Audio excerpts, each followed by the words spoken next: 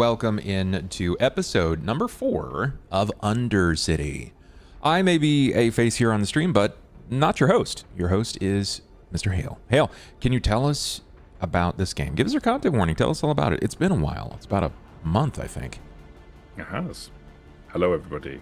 I am Hale, the beneficent dictator of this terrible game. What do you want to know about the game? The game is using a system that is a broken down version of a game called Aberrant that nobody knows anything about, which is World of Darkness adjacent, as we've already discussed. The setting is a fever dream from various terrible things that go on inside my brain, mostly based around a video I once watched about Kowloon City, and spiraled from there. Content warnings. These lovely people, these lovely players, will probably do terrible things. And I am almost certainly going to do terrible things.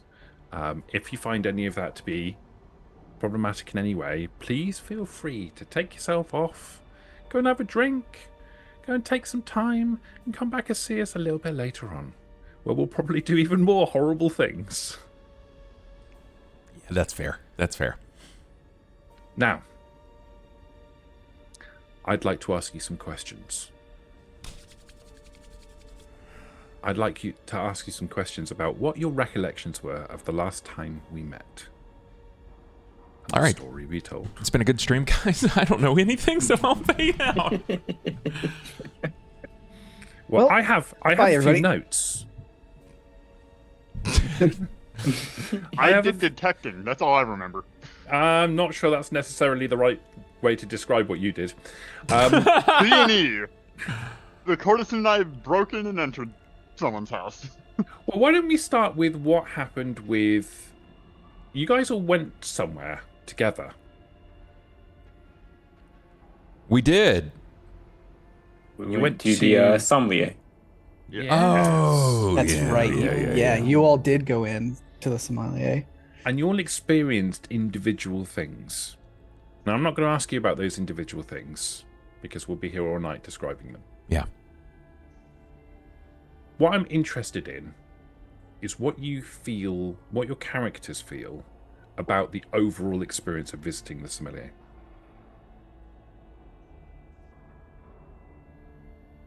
The overall is kind of all over the place. I mean, we all got different information, and a lot of it was just confirming that we're not really all great people. That we're all entrenched into something significantly deeper than we're kind of aware of. But I think we've all had that foreboding moment, right? Everybody's had that opportunity to sort of glean that not everything is as cut and dry as we have at least come to swallow and believe. So, my takeaway is that there's going to be a significant amount of challenge just making it day to day. Okay. Anybody Anyone else? got anything else they want to add? My character in particular learned that her title doesn't necessarily mean that it's what she does. She's kind of like the... What did we say last time? She's kind of the... In less savvy terms, she's like a hooker yard boss. There we go. Thank you. The yard boss. I was trying to remember what we established last time, but yes, she's kind of like the yard boss rather than the working girl. Whereas the detective is a little bit more working girl. Very much so. The only thing he can detect is where a bed is warm. That's it. Or where the alcohol is. Oh, God. I can easily detect that. So, visiting The Somalia text was that his liver is interesting. messed up. Oh, God. My liver is fine, thank you very much. As far as we know, anyway. But and things are definitely not as they seem as far as our roles and our titles go. We might not necessarily be performing as that role in the traditional sense. Oh no. Oop, my camera went off. Hang on. What about the priest? The most precarious of the lot, the most interesting. Yeah, we went. Me and the priest went somewhere together. Yeah. You did. What happened there? I have no Where did you idea what go? happened there. Where did you go? We went to the picture house. Yeah. Yeah. And I went to go meet apparently my friend? Handler? Maybe? Information Knows? broker? Not sure if they're an actual entity after meeting them. There's something. The gentleman who is not always a gentleman, possibly a gentlewoman, impeccably dressed always is the only consistent thing with the gentleman. Otherwise, they're whatever they are in the moment. And sometimes several things in the moment. Yeah. There's a Yes. feeling of tentacles and inky blackness and I mean, I The don't think I void. had described any tentacles, but I mean, there was multiple identities layered over the top of one another all of the time. It wasn't possible for you to gain any real semblance of a description of the gentleman beyond the fact that they were impeccably dressed. Outside of, like, everybody is a bit shabby in Undercity, but the gentleman is impeccably dressed. And the gentleman had information. Apparently, my initial thought when we all came to be of everything went according to plan was correct.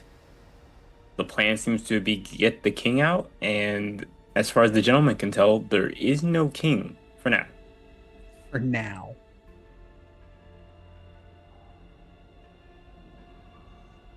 Yeah, I think we've learned that not all roles are filled immediately. That it sometimes is a matter of being vacated until they're prepared to reassert that role. At least that's sort of what we've come to understand. Yeah. The city has full reign on recasts. Yeah. Outside of that, City. I'll be honest, a lot of my memory is sort of blank. I mean, you're in the right frame of mind for the game then. That's good. Yeah. Okay. Do you remember anything about your visit to the surgery? Yeah, I do. I remember being instructed to stay home and to get well. There is an alternate doctor. I'm drawing a blank on the name right now. I even wrote this down on a sticky note somewhere. I swear to God I did. Dr. Smethwick. Smethwick, yes. I even wrote it down right here. God, I'm so bad at this. Too many games. Dr. Smethwick has come into the surgery to operate while I am away. This is not his primary location. I asked him if he had an interest in staying as a tertiary doctor under me while I am making house calls. That did not make Sandy very happy.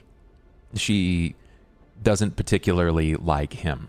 And I really don't even think she dislikes him. I think she's just very particular about the people that she keeps in company. And I think, if anything, I probably annoy her more than Smethwick does, but he's kind of a no-nonsense guy. He's not even really that bad.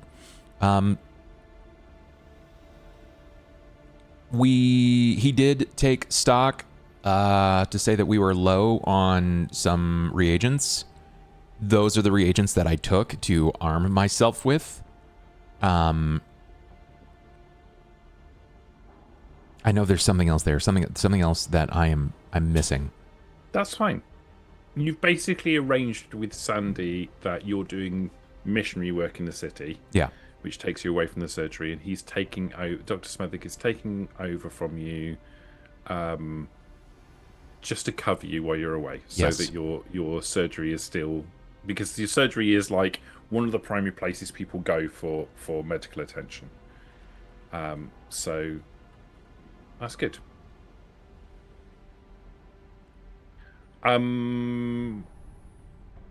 Courtesan and detective. Yes. I know Courtesan is currently in the middle of some technical issues, but Yeah, guys, detective, why don't you This wouldn't be a normal stream if there weren't technical issues, right? These Sure. sort Oh, of things happen. absolutely. So bear with us for I just a think I second. fixed it. And Mr. Detective, please. Why don't you tell us about what you guys got up to? We went back to the coursel's place of work where she got told that Tori's been missing for a couple days. The person who we went to go talk to, because the Turk has stuff that is looking for payment from her.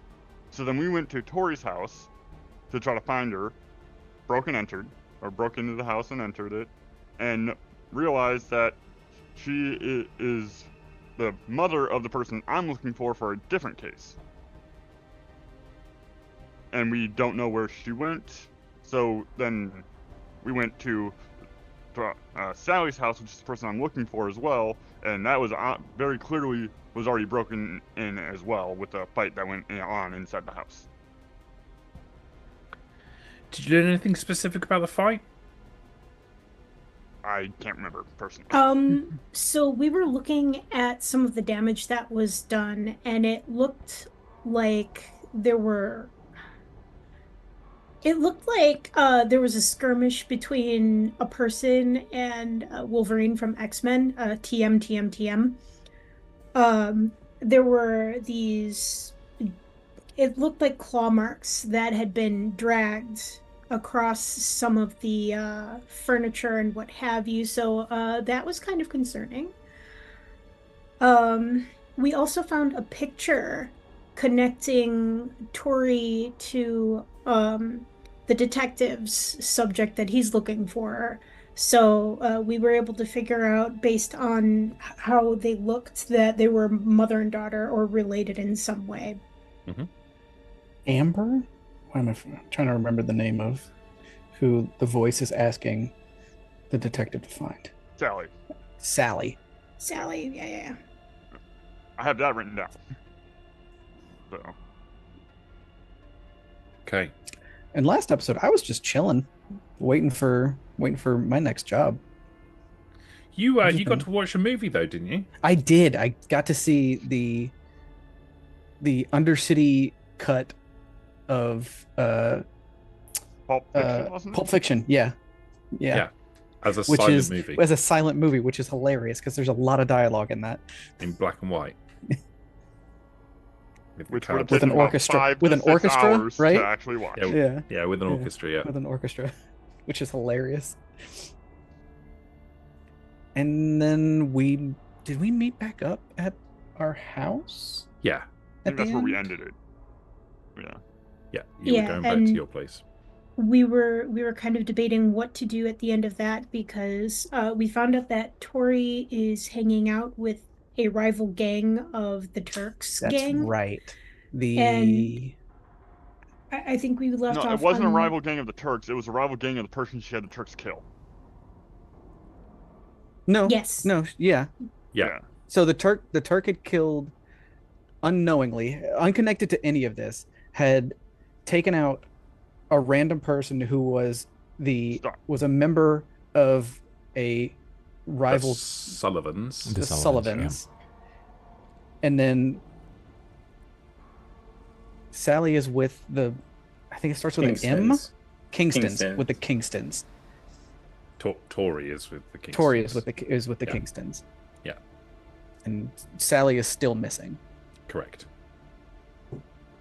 Yeah, we think that Sally is being held hostage by the Turk in order to get this money out of Tori.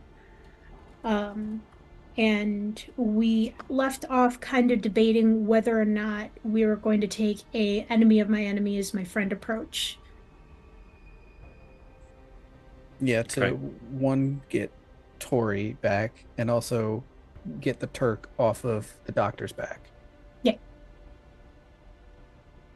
Yeah, that's right, because the Turk kind of has the doc under his thumb. He did a favor of some sort.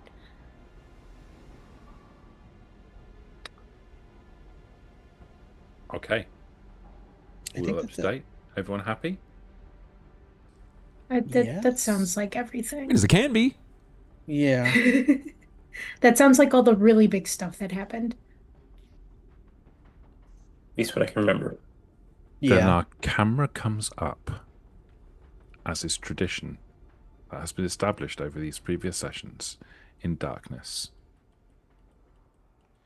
There's a sensation of moving upwards and a sound, a deep, rumbling sound. The camera comes up into the light and out of the mouth of the detective as his snore wakes him up. The last to rise of the group of you. Of course. You recall getting home last night, and you think you might have had a conversation, but you can't really remember anything about what you actually said. And now you've just woken up. Literally all of you have woken up within the last minute or so.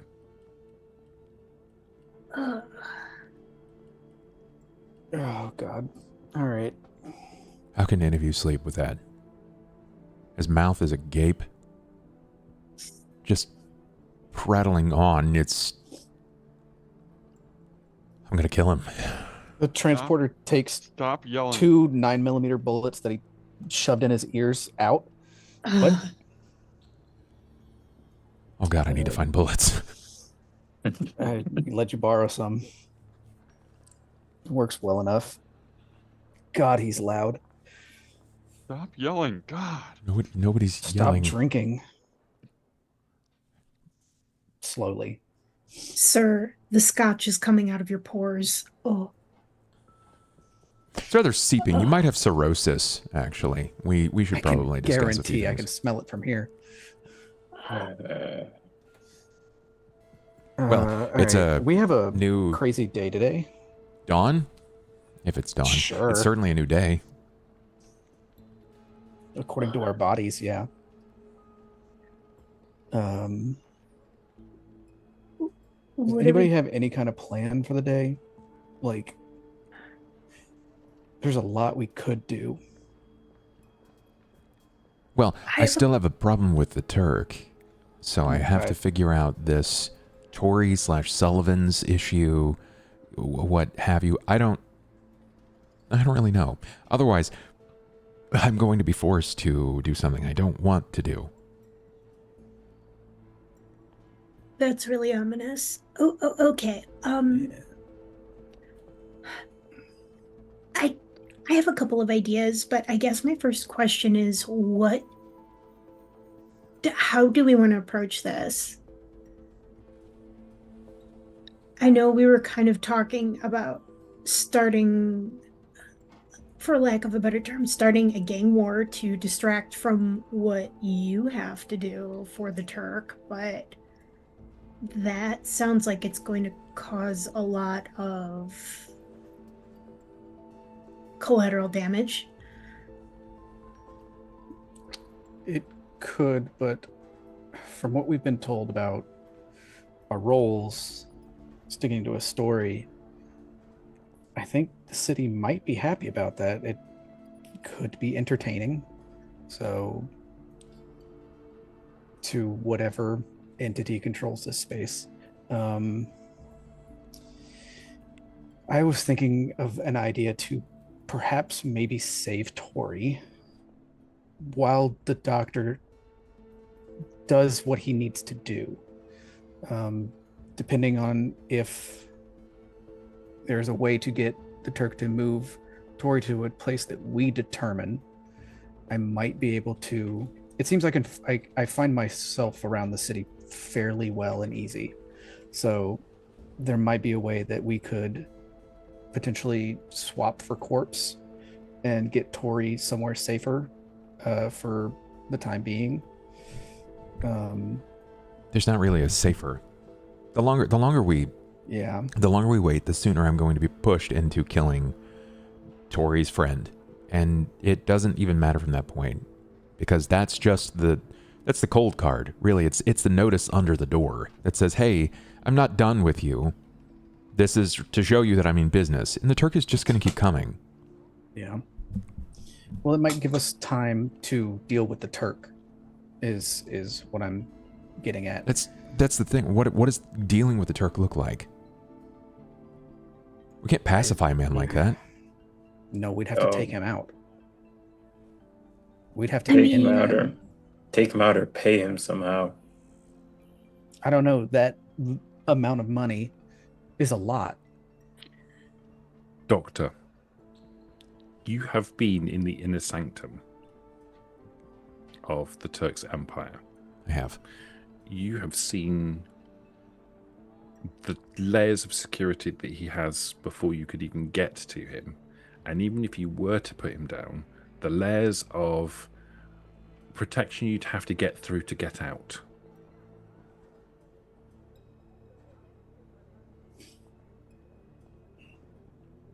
What's being proposed in your mind is a suicide mission. It feels impossible, is basically what it is. The only way to properly deal with someone like the Turk is slow. It's slow, it's methodical, it's damn near medical, and last I checked, I'm the only medical professional. So, there's not a lot that we can really do. His layers of security are it's borderline insane. He's afraid. Getting in won't even be the hard part. It's escaping from that point. Okay. Let's say theoretically we do start a war. That's going to take resources. And I don't think he has enough resources to have as much protection as he does around him right now and to wage war with the Sullivans, the Kingstons, whomever else gets involved in this. So I feel really icky saying it, but that might be an option. On the other hand, like, I don't know, should we talk to Tori? That's if we can find Tori. If we can find her, yeah. We still have no idea where she is. Okay, I think I have a way to draw her out. Or Sally. Talk to Sally, because we don't know where Sally is. Sally's with the Turk. Tori's Yes. somewhere with the Sullivans. Kingston's. God, there's too many fucking people. This is jumbled. Okay. You guys said you wanted to see more characters. I mean, No. No, not in game. Not you. Yeah, I think I think I have an idea to draw Tori out, or at the very least, to entice her through the Kingstons to talk to us about what's happening. I feel like the two people who would have in past dealings before we would be you or the detective. I don't know if she'd come out to talk to me, but I think she'd come out to talk to her kid, to Sally.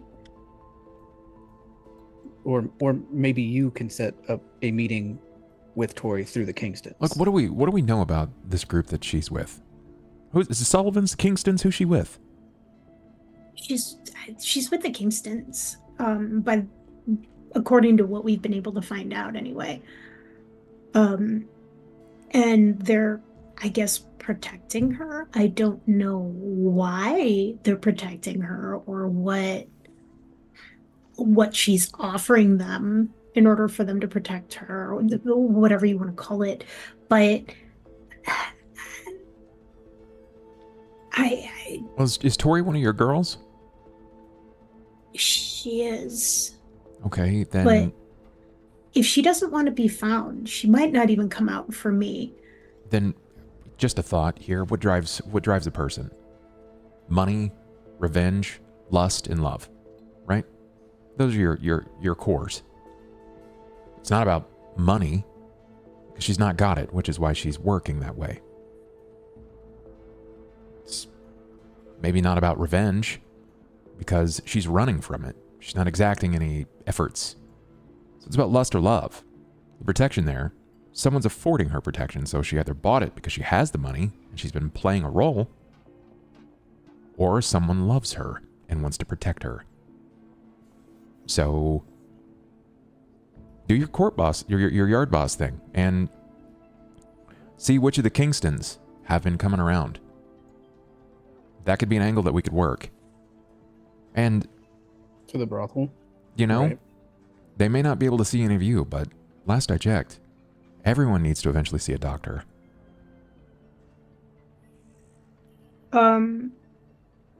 So the courtesan is going to make eye contact with the doctor, and her body is going to start shifting, and she is going to make herself look like Sally.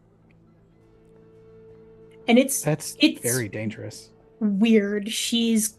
Bones are going to pop into place, cheekbones are going to get higher or lower, and it looks really weird. The way it happens, it's bizarre, and she's just going to be like, I think I panic and back up. I think we all do. Well, that's quaint, but who are you? I must be drunk. I must still be drunk. I'm seeing things. No, that just happened. And you're always drunk. That's fair too. But no, that just happened. so right now I'm Sally. I'm still me, but I think that I can lure her out if she won't talk to me. It's not just a face, it's like her whole body has changed. Her body shape has changed. She's probably a couple of inches shorter. Her hair has grown slightly longer. Like her eye color's different. Like it's a complete change. Do we even know the relationship between Tori and Sally? Mother daughter. That's great. I understand that. I mean the actual relationship, because I know plenty of people that don't get along with their parents. The courtesan's going to take out a picture, and did we establish whether or not it looks fairly recent? It's really difficult to tell because of the quality of the photograph. Fair. And because this is Undercity and it's not easy. It's not like... there's no dates. However, it doesn't look like an old photograph. Judging by... like, you've got a recollection of Tori from your body's mind, and what you remember Tori looking like is what she looks like in this photograph. So you surmise that it's probably not that old a photograph. Okay. She's going to take out the photograph and hold it out to the group, and she's going to be like, this was taken fairly recently.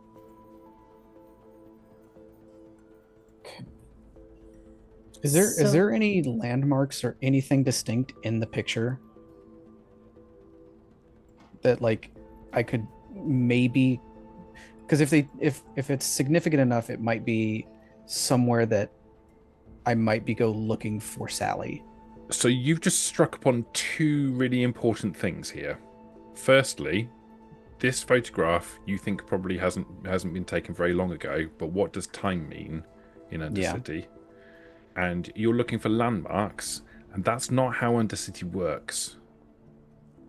Also, There's she's no in the like shop bathhouse. in the back. Sally's in the bathhouse. I mean, if they were standing in front of the sommelier's place, you'd be able to understand where that was. But Right. unless there's some specific signage, which there isn't, it's just you can see walls and doors and pipes, and it's just not. It could be literally anywhere in Undercity, and even if you could see something that would look like it might be a landmark, getting to it's another matter. Yeah.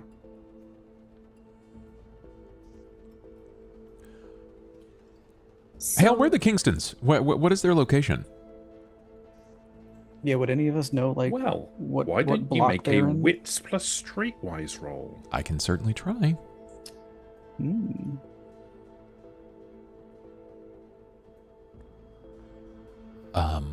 Where is Streetwise? I believe it's under wits, isn't it? If it is, Under manipulation for some reason. Okay, there you go. Under manipulation, because Yeah. this character sheet is terrible. sick. Weird. Okay, so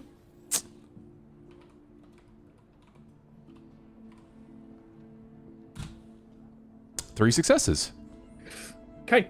Wow. Your Your body remembers something about them. You've treated some before. You can remember flashes of several of them coming to the surgery. Knife wounds, mostly. Okay. Something that you remember about them. There's two things that you remember about them. One is how they're attired. They all dress the same. They all wear very casual clothing, mostly like tracksuit style clothing, like similar bottoms to tops, in bright yellows and bright greens and gold colours.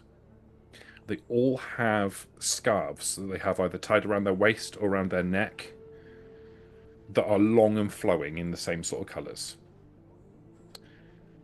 They, and you know they carry knives of all sorts of shapes and sizes, because Sure. the one that you were dealing with had a knife strapped to them, and the others all had knives strapped to various parts of their bodies. The other thing you remember about them is nothing to do with treating them. It's something completely random. You happened to know that they are the patrons of musicians in the city. There's a particular place in their heart for musicians within the city. They consider it to be their personal objective, or their family's objective, to protect and support musicians in the city. Gotcha. Okay. And that kind of rolls over into artists in general, but mostly it's musicians. All right. So if I don't know where they're located, I have a good idea about where I might be able to find them then. Basically, where there's music, you will find Kingstons. Okay. Then I look to New Sally and everyone else and say, I think I'm going to make a house call. We can't really make moves until we know more information. And, well, they're not going to kill me. Wouldn't make sense. Everybody needs a doctor. And I've treated them before. They'll at least hear me out. Yeah, I'm not going to Sure. risk, because I don't know what kind of relationship I have with that family. I mean, you've Can I- no can I- reason to imagine that you have a bad reputation amongst anybody. Do I think would I know, like, if I've picked up packages at like a Kingston like safe house, or like worked with them before? You can make a wit streetwise roll as well. Okay. And unfortunately, I don't know if there's going to be any company that they'll be excited to see. It still makes most sense that you still hit the working house to see if there are any Kingstons that have deliberately caught the eye of Sally. Or not Sally, but Tori. And based on what I know, they're not going to be thrilled to see the detective. They're also not going to be too thrilled to see the preacher. Or in this case, the priest. Not that they're going to have anything against you. It just doesn't make a lot of sense. Unless you have a newfound appreciation for art and music. I mean, I do. You don't think they don't have safe houses, and they don't have safe drops. They're transitory around the city. They generally move from party to party. They have things that they protect. So anything that has associations with music, you will find Kingstons there. Okay, so I pretty much know basically the same. But you could go looking for Kingstons and find Kingstons. Gotcha. Okay. I just wasn't sure if there might be a separate place that I have done dealings with them. You probably not. you probably have. You've probably run Yeah. packages for them that they didn't want to run through the guild. The Porters Guild. Yeah. Right. Doctor, I may not be an artist, but I might be one of the artists pretty sure. I'll see if I can find my flock and see if any of them are the type to know the Kingstons. That's not a bad idea. And for what it's worth, it might be valuable to have the transporter. You said you can see all around you at all times, right? Not when I want to. I have a vague idea of about like always, but if I focus, I can see all around me. I don't know if necessarily being my +1 to the experience is the right move, but having you as a tail to see if anybody is also tailing me or them could be quite vital. Another thought: is there any weight to potentially talking to the Sullivans? Because Turk killed one of their men, right? Am I remembering that correctly? From my understanding, Yes. the Turk has had his hands in killing a lot of people. But most recently, that's what the Turk is concerned about, is the Sullivans, because he unknowingly killed one of theirs. You're not even sure the Turk knows that. Correct. Oh, this is something you found out? The doctor I don't found out? know. I think it was the priest who found I think it was the The priest priest. found that. It was Yeah. a priest that found that out. Mhm. Yeah. Okay. Okay. Either way, Okay. we need to do some digging. So, Yeah. do you want to meet up? Where do I can't meet in the surgery. I can't No. indicate don't- or include Sandy or Dr. Smethwick in this. Very well. Do we want to meet at perhaps the typing house? Okay, that's fair. No. That sounds good. Yeah. When you do talk to someone from the Kingstons, whoever that may be, I don't think we should show our hand. I don't think that we should say that we know that they're protecting Tori outright. I think that if we do that, they're going to move her, and then we're going to be peeing in the wind. I mean, it's a real possibility. I'm gonna have to play this one by ear. Well, we'll see how this goes. I don't I want to think the over-reveal, detective- but I need to the extend detective- a line of trust. Detective, you should go talk to the Sullivans. Because one of theirs was killed. They might not know who, Try but to do finding some out detective out work. what they know probably wouldn't be a bad idea. Who knows? You might be able to get work to help you out with that rent. Ugh. Oh man, 2 birds, 1 stone. Yeah. Ugh. So we're splitting up. It seemed Oh, that good. way. Nothing I like better than a split Yeah. party. Ugh. We're such Okay, easy who's- targets now. Who's I'm gonna going start where? Docking you experience points for this. We get experience points? Wait, we've been getting? Yeah. I don't think we've Who's gotten going any. where, doing what? I'm going to the Sullivans. Yeah. I think alone. Um, Priest is going to talk to his Flock, people. You're going to find your people. Kingstons. You want me to follow you with the Kingstons. To the Kingstons as a lookout, right? And You want And to then- tail them. You want yeah. Which I'm okay doing. And And Courtesan, are I'm going- you I'm gonna go back to the brothel and see if there's anybody in the Kingstons in Okay. particular who's been visiting Tori regularly and frequently. Probably not like this though. And her Yeah, probably bones not start smart. to crack and pop back into place, and she stretches God, to her that's normal fucked. height. And her hair falls need a out, drink. and her actual hair comes back in. It's the bone terrifying. popping. That's the worst. And she just stretches as though she has put on a skin suit that she's used to. You're welcome. so we now just have fresh Sally hair sitting on the ground. Yeah, does it like turn into dust or anything, or is there just hair on the ground? No, it's not. It doesn't fall out. It retracts. Ooh, Oh. even Changes better. color. Oh, okay. Even better. Okay. I thought we were That's dealing with also horrible. some fucking Play-Doh, push Play-Doh out, fall out, put more Play-Doh in, push It's no. like Build-A-Bear, but Worse, not. so hell? much worse. It's kind of What a neat strange. trick. Okay, so all right. That What makes was the me feel transporter better. doing? I'm gonna be following the doctor. Okay. At a distance as he goes to find Kingstons, just to make sure no one's following him or the Kingstons. the courtesan's going back to the brothel, which is a semi-safe place, so I'm okay with that. Her going by herself. Detective's gonna go do hopefully detective stuff, maybe. And the priest is gonna go find his people, which shouldn't be dangerous. So the only people in danger currently is the detective and possibly the doctor, which I could get him out if we need to. Hopefully that doesn't happen. So But- just me. Got so it. just you, which is fine. You're a detective. Carry a gun.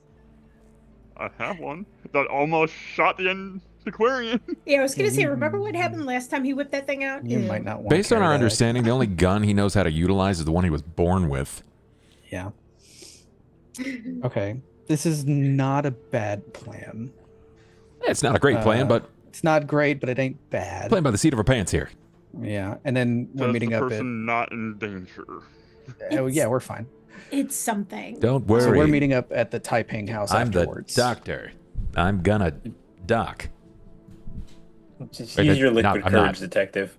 I'm not doc. Oh, I'll have some. Don't worry. Oh my God! Stop encouraging him. Not that I'm questioning you, Doc, but do you have a play on this? Nope. Just winging it. Yep.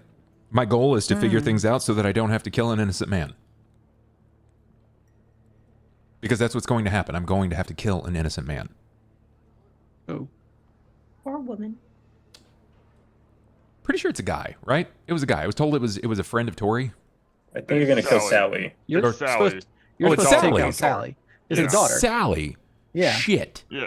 Yeah, I that's thought it the was a whole Gonna thing. kill Sally. Yeah, that's No, that it's was the whole daughter. thing of starting the gang war. But then again, I don't know if starting a gang war would keep the daughter safe from the Turk, or if he just cuts his losses and kills her immediately. Turk is entirely separate from the gangs. Yeah. Yeah. Cool. You know- Cool.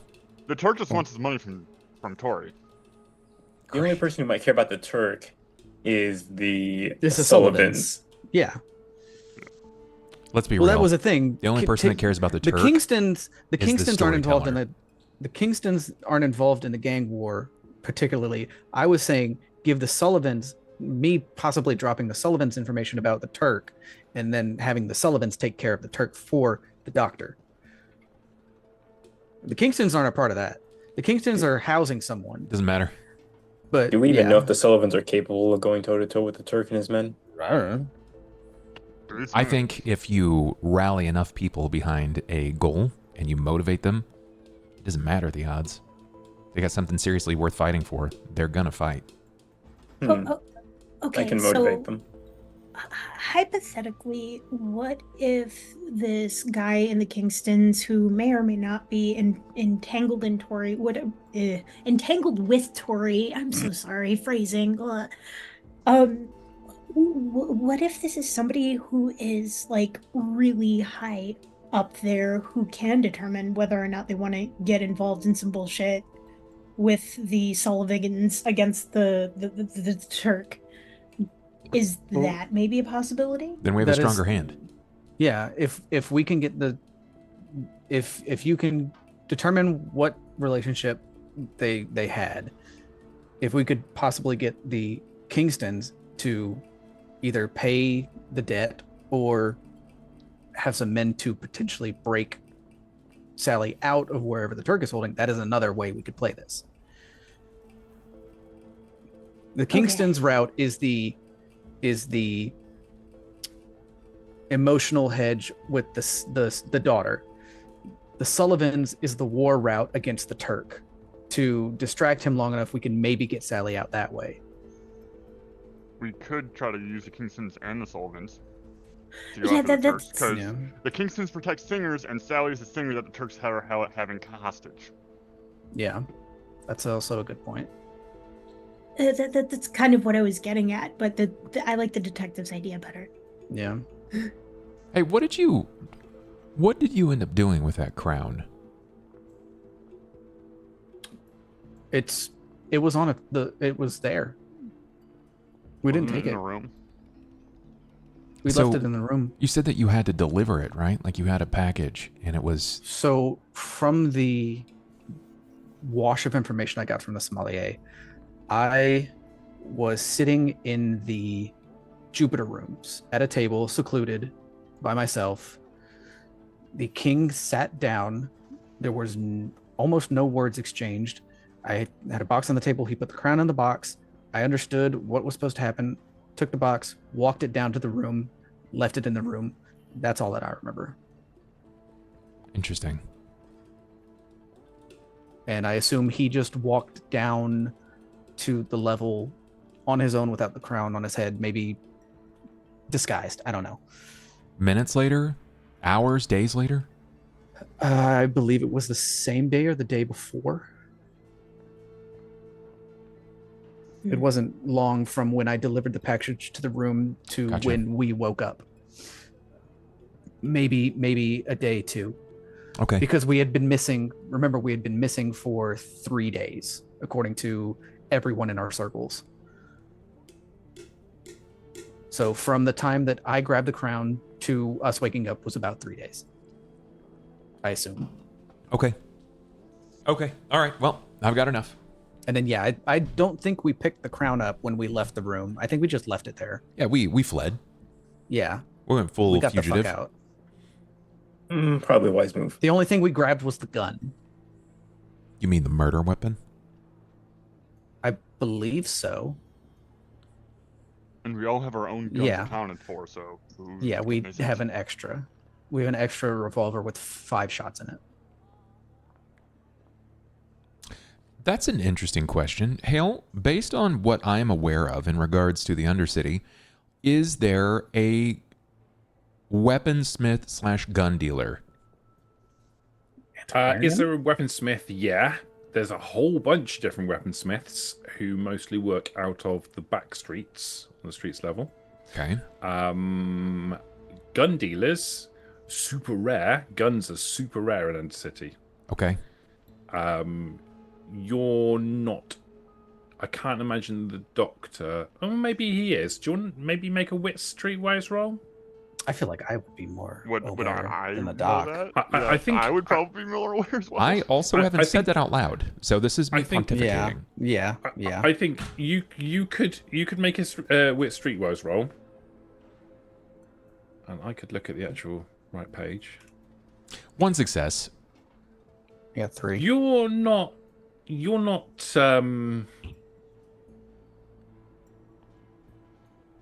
You're not sure that you've heard that there is someone who sells guns. Okay, I'm just gonna house that idea. I'm not gonna say anything to anybody about it yet.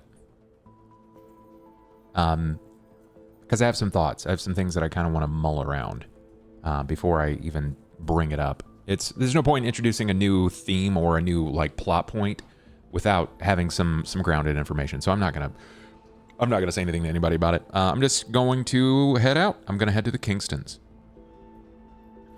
Okay. When you say you're going to head to the Kingstons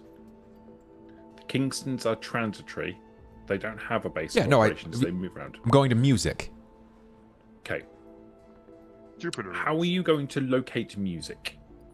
Well, I'm gonna do as the people do. I'm gonna listen. Okay. I'm gonna walk and listen, because I know that there is a really horny saxophonist. There is. You're right. All right. So you're walking the streets. Transporter cocks his gun. My God. So you're walking the streets, and the transporter is following you at discreet distance. At a medium to medium long distance. Okay. So this is going to take some time. Doctor, I would like you to make a wits and awareness or alertness roll, I guess. Perception? Or perception. Yeah, you could do perception. Perception, awareness. Or... Transporter, I would like you to do a different roll. Oh, I would hooray. like you to do a wits and stealth roll, please. Wits stealth. Hate that. 2 successes. Where's Okay. stealth? Stealth is so. It would be my 2 dots in wits and my 2 dots in stealth, Correct? and having no dexterity. Could I do dexterity stealth? Because that's a much better pool for me. It's not about hiding. It's about not looking like you're doing what you're doing. So it's more of a wits thing than anything else. Okay. You could make a convincing argument to to say manipulation might be an alternative option. That's a. But you're slightly performing, better right? pool. If you're trying to blend in, it's a performance. It's a charisma base. If you want to run it, you Yep. can. I mean, maybe you could make an argument for that. That is not good for me. I'll do wit stealth. That's fine. Okay. Because I have no charisma. I have none. Same. 2 successes. Okay. So you're trying to make it look like you're not following the doctor while you're following the doctor at a discreet distance. And you're keeping your eyes Yeah. about you and watching what's going on. That's fine. That's absolutely fine. I'm less concerned specifically with the doctor and more with the crowd. Yeah. I understand exactly what you're saying. Yeah. Cool. Excellent. This is going to take some time. I'm going to move on to the doctor in the meantime. Move on to the detective in the meantime. Detective, I'm super interested to find out what your plan is. So am I. Let's figure this out. All I know is I'm going to the Sullivans Okay. to do some detecting. Where's the Sullivans? Good question. Would I know where the Sullivans are? Do you want to make a wit streetwise roll? I mean, no, but I will. How's this man want to play tabletop games but also not at the same time? I don't understand. No, nothing. Okay. You can't remember anything about the Sullivans. You remember that the Sullivans are a family who are quite close knit, and they have their fingers in all sorts of businesses. But beyond that, you can't remember anything about them. So where are the Sullivans? Who are you saying that to? The priest and courtesan are still, I'm assuming, in the room. Okay. Are you not? Never mind. Never I'll add it good. to my list of things to find out.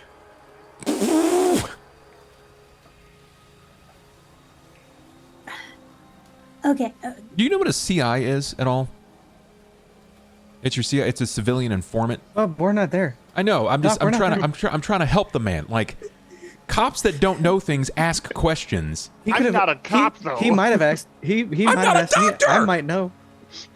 I kind of want to know if I know, but I'm not there, so I don't. This man's like, listen, I'm a hooker with a gun. Okay. I'm not gonna tell. That's I basically don't. what I I don't am. want My to. character's not a cop. Hale, I don't want to tell him. You could just give me a yes or no. Can I roll wits streetwise to see if I would have known where the Sullivans are? No, because you're not even there. I know. You guys have already left.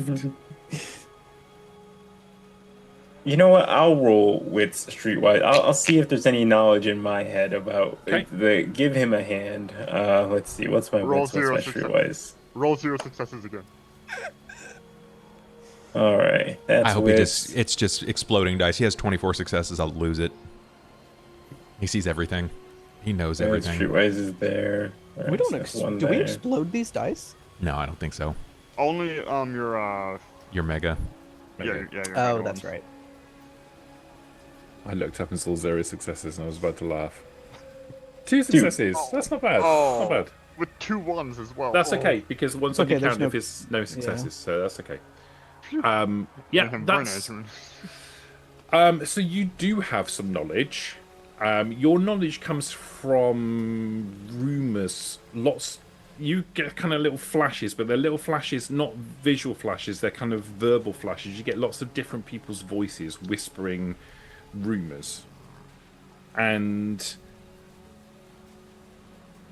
they kind of all give you little snippets of information which lead you in a direction, and you get the name of a location, a place, a bar, specifically in the Middle Market. A bar called the Plough and Scythe. There's a bar called the Plow and Scythe in the Middle Market. From there, I'm sure you can do something, detective. Something that's maybe not plowing. Or scything. All I heard was bar. Ugh. He's like my liver calls to me.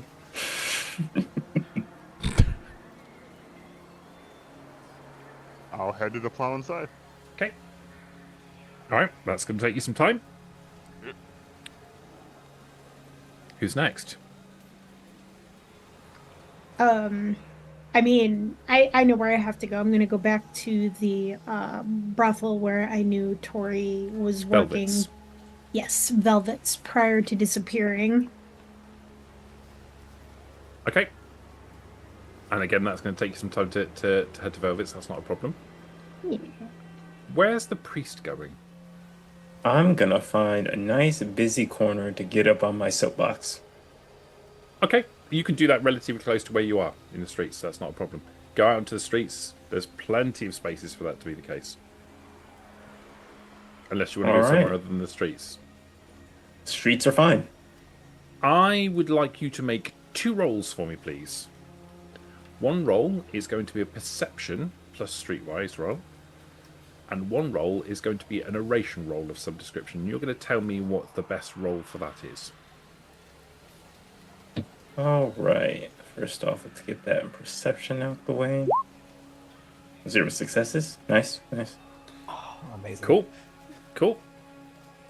All You see right. many people milling around. But then let's see here.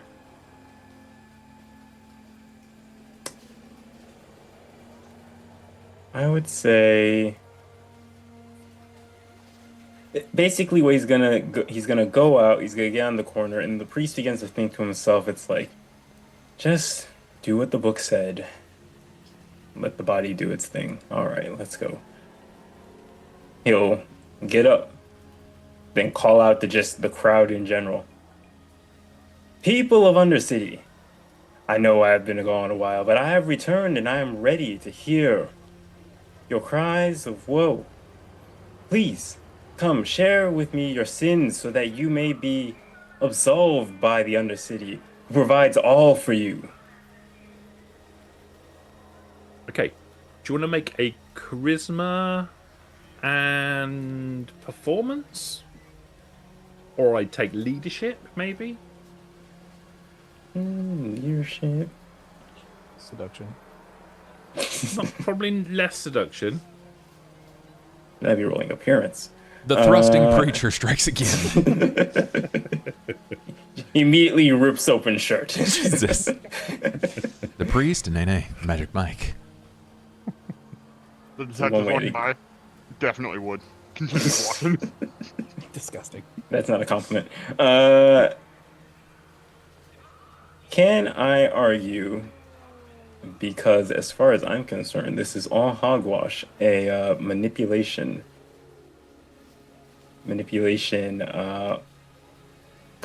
perform.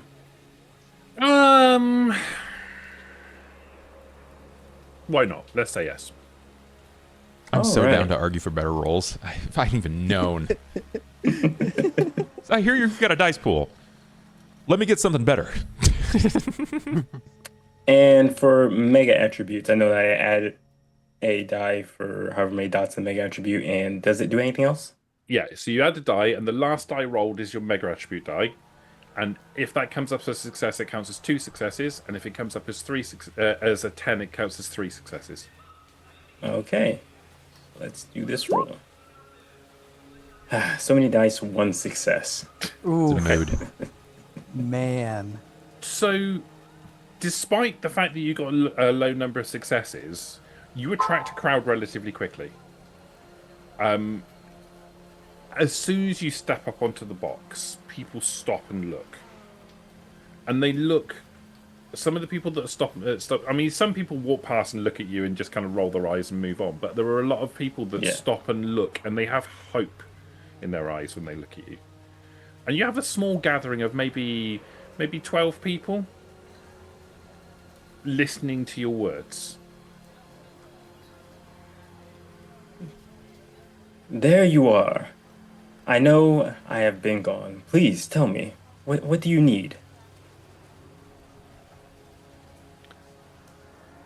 A they they filter forwards. They take it in turns. There's almost like there's a weird kind of order to how this is all working. This is on the streets. The massive bodies moving up and down are just naturally flowing around like fish in the ocean. Where the people have stopped, literally the crowds just part around them. Nobody jostles. It's all perfectly natural. And the order in which they step forwards, there's no argument. There's no fighting with one another. It's just a natural order that falls into place. A young girl steps forward.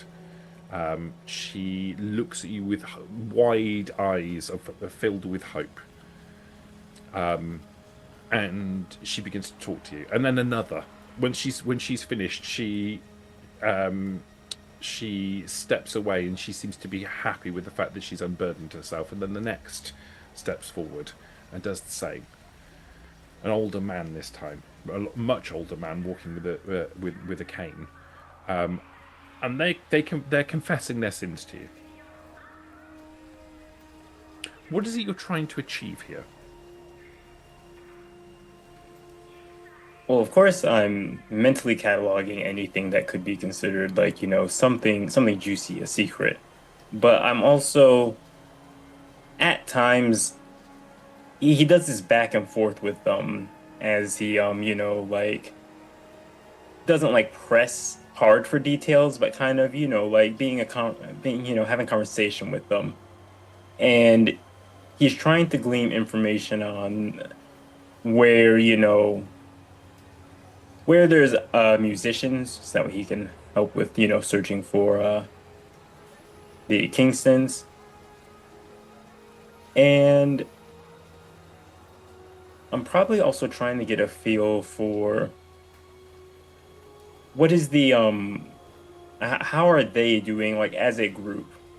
Because to my knowledge, they're treated as kind of like, this offshoot, kind of shunned slightly by the Undercity. So he's also checking in on them in general. Good. Okay. You can make a choice. You can make a choice between secrets or information. We'll go with information for now. Okay. They tell you little snippets of information. Nothing particularly detailed, but individually not particularly useful, but in combination, it helps to assist you to identify the information that you're looking for. What this will mean is the successes that you've got on this roll will add as bonus dice onto a single attempt to identify something or to figure something out about Undercity. So what's your question? Question is going to be, where are the musicians? Because I feel as if they need my guidance. Okay. So you can make I think that's going to be a streetwise roll. And I think that's going to be a wits roll.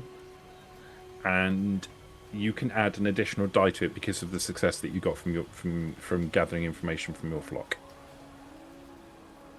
Sounds good. All right, wits.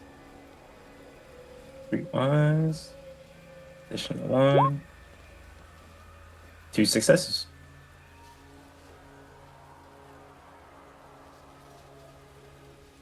The main place you find musicians in the city is the Jupiter Rooms. It's the one place that almost all musicians end up passing through the Jupiter Rooms. But it's not the only place. There are clubs, there are dance halls, there are all sorts of places around the city where musicians work. There are musicians that work transitory around the city that move around. You know of the 2 off the top of your head. There's the one that you know, the saxophonist, and another you know the violinist.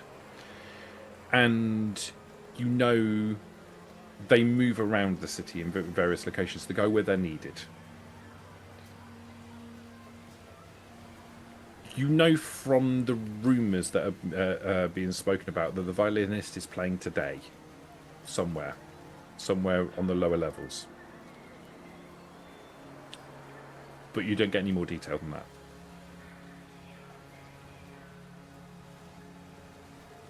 It's a start, though. Normally, if they're playing, you'd be able to hear them because they play in locations where their music echoes through the level. But you can't hear them in the streets. So I know they're in one of the lower levels.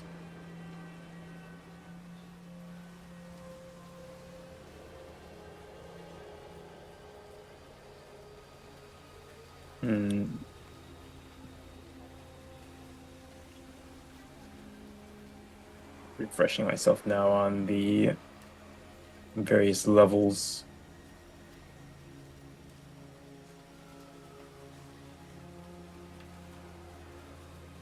So the streets is level 3. Yeah, and the pipes are below, so I'm going to assume that they'd be probably either factory or common housing.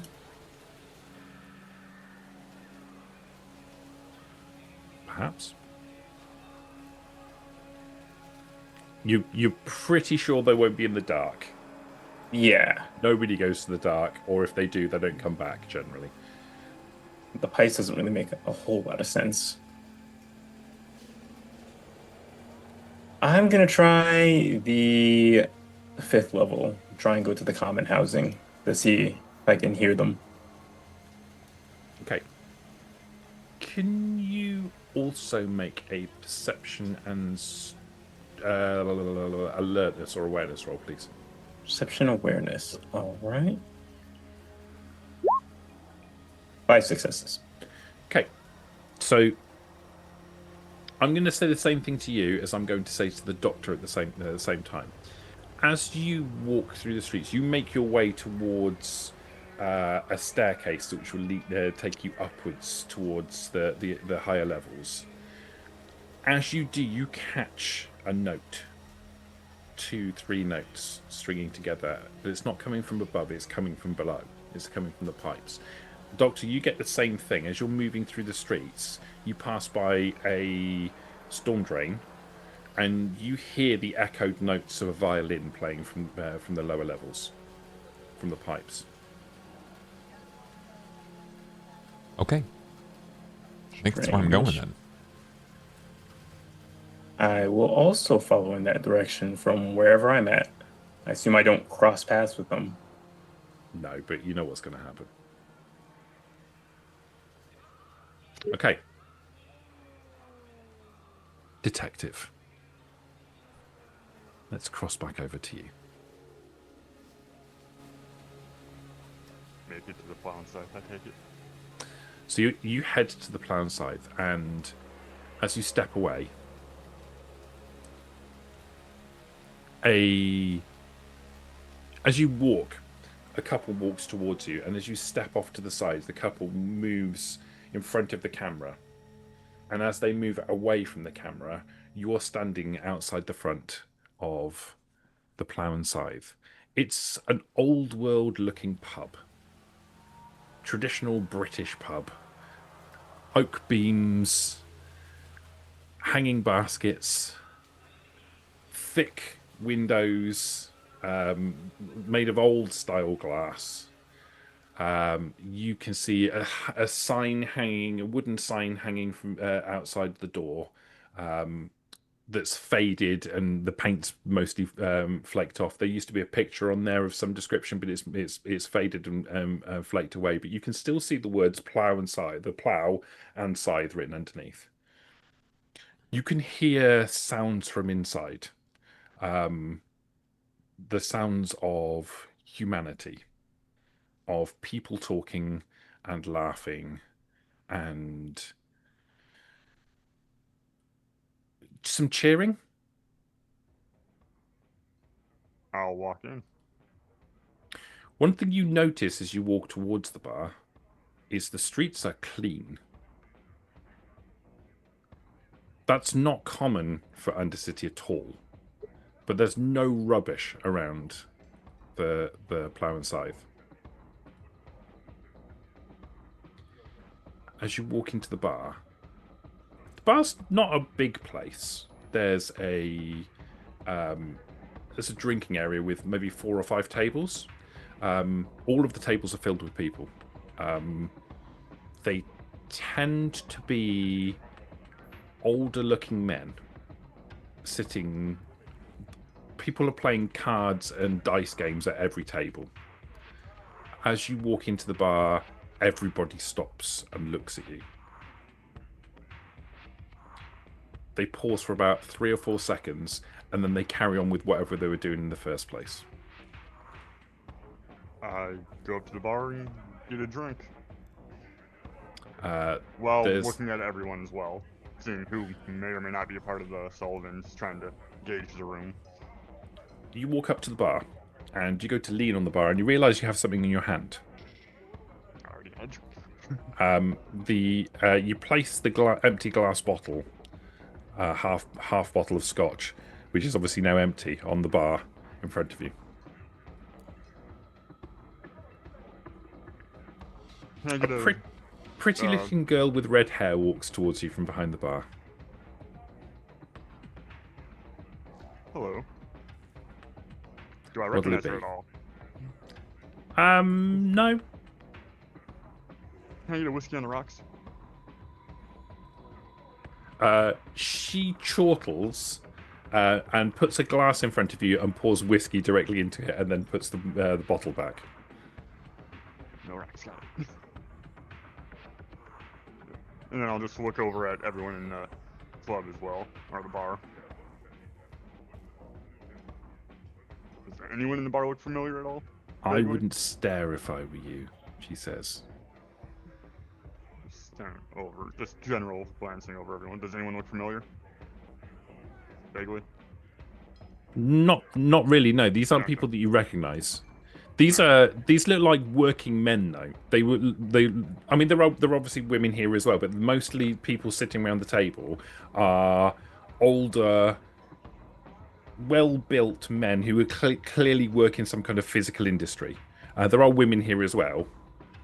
It's not just a male-only bar. But the vast majority of people here are older, well-built men who clearly work some kind of physical industry. I'm gonna glance over, then I'll turn back to the bar and sip my whiskey. Anything going on tonight around here? Are you lost? Every day.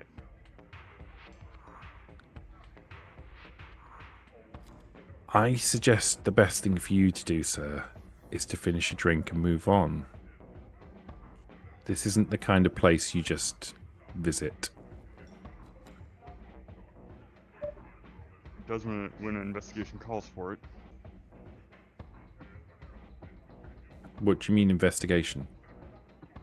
I was hired to look into someone who went missing.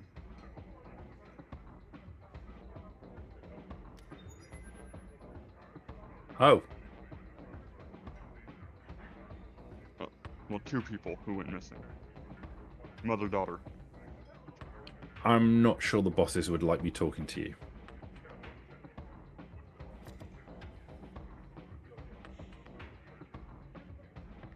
That's fair.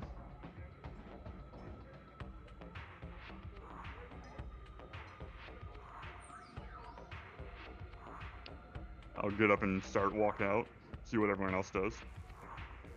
So as you start walking out of the bar, you notice to the side there's another door. It's relatively sort of brown painted, relatively nondescript looking door. But as you start moving towards the exit, that door opens, and 2 men walk out.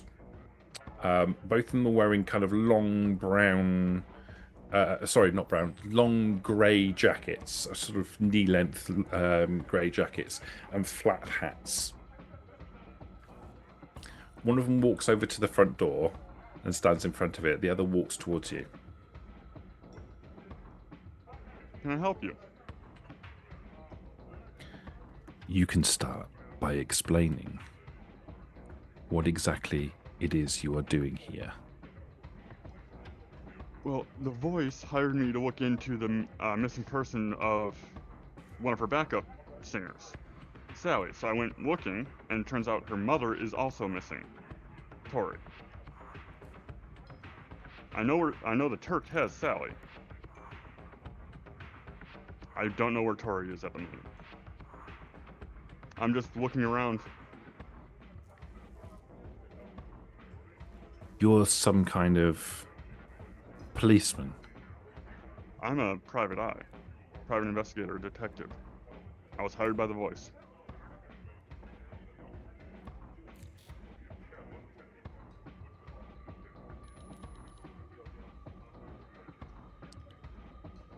Tell me about Tori. All I know is she's the mother of Sally, and the Turk has Sally. I have no idea where Tori is at the moment. The Turk, you say? Yes.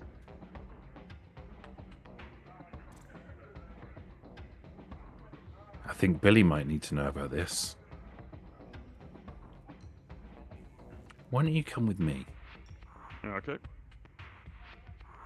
He steps over to the side door and pushes the door, holds the door open for you. You can see there's a small, relatively darkened room on the other side that has like a kind of a circular bench seat that goes all around the outside and a round table in the middle. Why don't you take a seat? I'll see if I can get Billy. I'll take a seat. Don't go wandering off. Can I get another drink then, if I'm gonna be stuck in here? He looks over at the bar. You can't he looks There's a over the wall. direction of the bar and just nods, and then closes the door. Okay. Okay.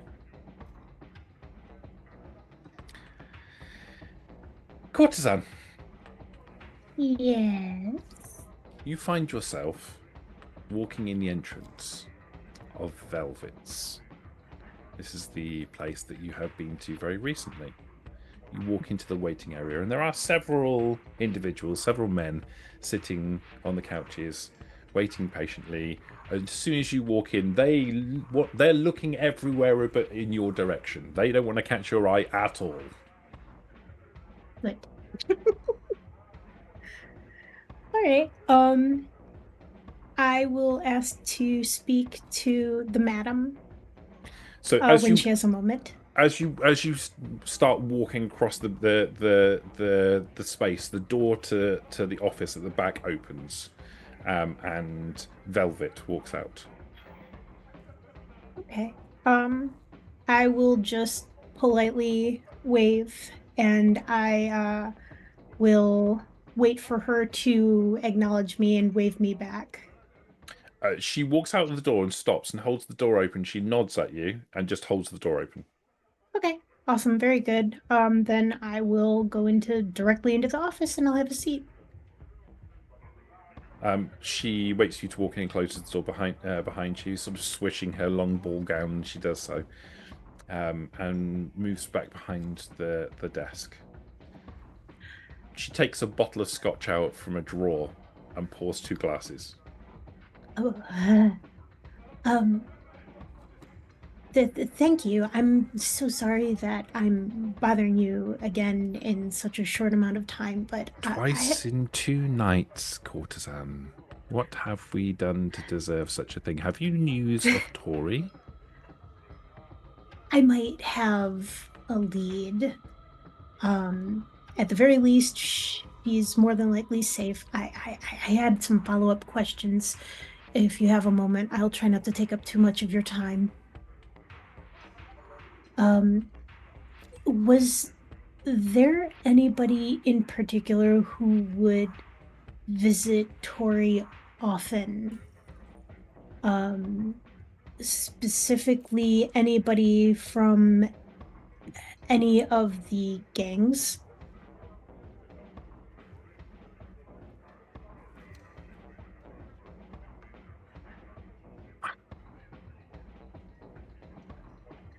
She says, I don't know anything about that, but I would like you to make a perception empathy check, please. Perception.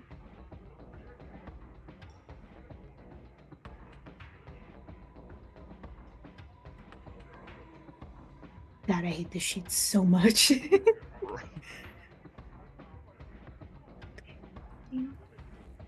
And empathy. There's no empathy that I can see. Oh, Of course not. Of course not. I've selected a skill that doesn't exist. I could see.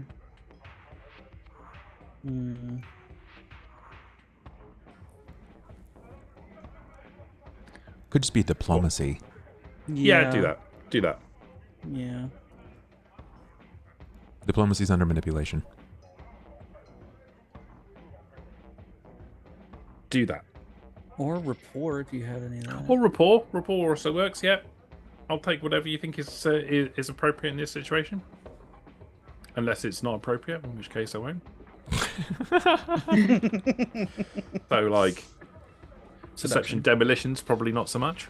I mean, Listen, you're gonna tell me what I need to know. I'm gonna blow this bitch up. Just saying. When has demolitions ever done us dirty, guys? Come on.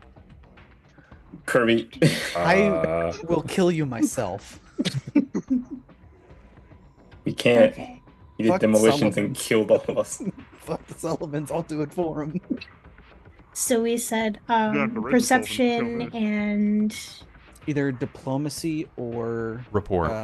Your rapport choice. and rapport is under wits if you have anything there.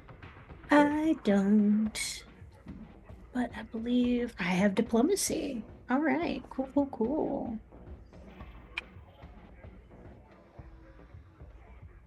So that's 1, 2, 3 successes. Cool beans. Yes.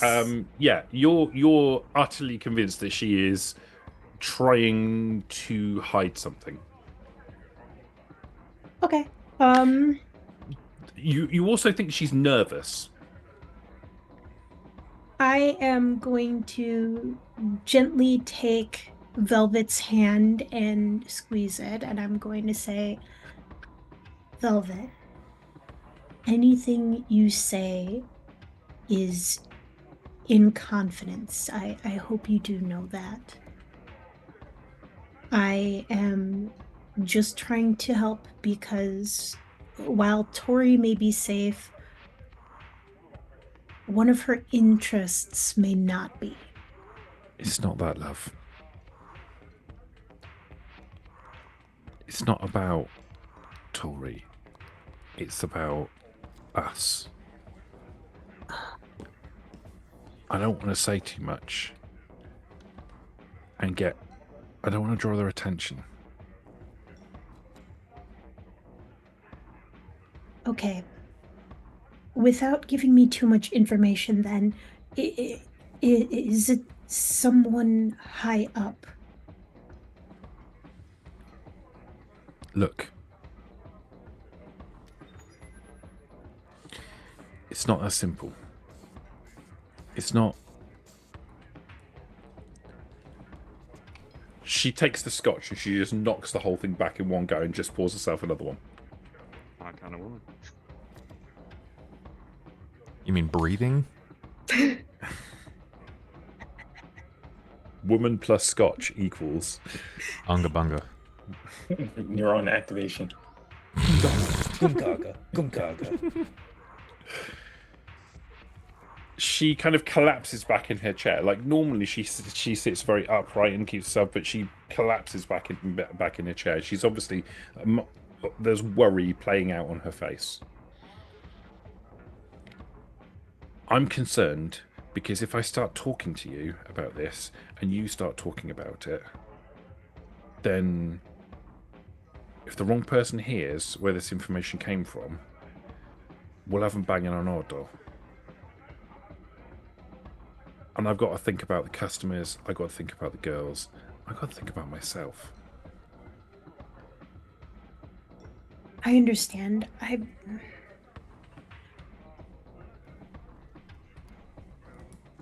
am. All I can do is give you my word that I'm not going to say anything to anyone. I have other sources who are looking into things.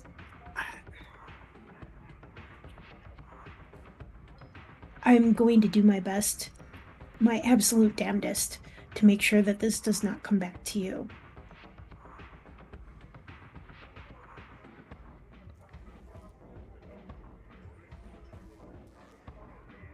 Do you want to make a charisma and I want to say leadership, if that's a skill on this character sheet? It is. Or, well, command. Yeah, do that. Yeah, do that. That's good. That's a good one. Oh, charisma command. Well.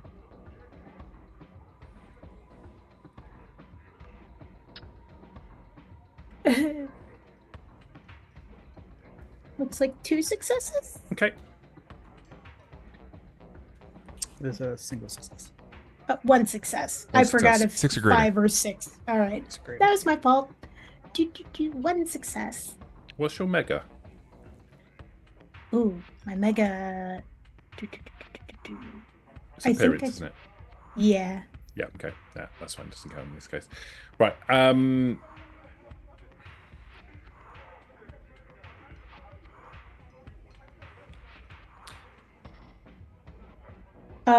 I do have a merit that is sexy. I get 2 extra dice to seduce or otherwise influence people. Oh no, using my sexuality, and I'm not doing that right now. LOL, never mind. I Not lied. really in that situation.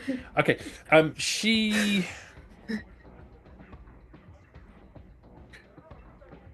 picks up a scotch and she doesn't down it this time. She takes a good mouthful of scotch and she looks at you. I'm trusting you. I understand. I promise. Not a word is going to come out of me that you were even involved. I was just here on separate business for a separate girl. There was a kid that used to come around. One of the Sullivans. Johnny, his name is. Young lad. 18, 19, something like that. I think he had an unhealthy attachment to Tori. I think he didn't have much of a... I don't think he had much experience. And his experience with her, I think he built something of an unhealthy attachment. He used to come and see her a lot. And then he stopped. But you gotta know, Johnny Sullivan is Billy Sullivan's nephew. Billy Sullivan is the head of the Sullivans. That's why I'm worried about this. Oh, that's really bad. She's going to take the scotch in front of her. She's going to put it up to her lips and sip it and make this face. Oh yeah, And it's grim. She's going to try to keep her shit together, but her eyes are very visibly watering and her right eye starts twitching a little bit. It's not fizzy or fruity in the slightest. Oh, that's that's really bad. I mean the information is really bad. Okay. Do you know if there was anyone else who who was coming around who was interested, maybe not in the unhealthy way? I mean, she was popular. She had a lot of gentlemen callers. Anyone from the Kingstons? I mean, nobody noteworthy. Occasionally, I guess. Okay. Oh, thank you so much for your time and your information. And like I said, I was here on a different concern. I don't know anything about anything. Thank you so much. Oh, thank you so much, Velvet. Finish your drink. She knocks hers back. She plugs her nose and she just downs it. It's just potency. It's just alcohol. It just tastes like strong, unpleasant alcohol. Oh, I can really feel that in my brain. Thank you so much for your time. I have some very important business. That's gonna put some hair on your chest. Be careful. Thank you, Velvet. She hastily and very unsteadily stands and squeezes Velvet's hand and hurries out so she can go around the corner and vomit in the alley.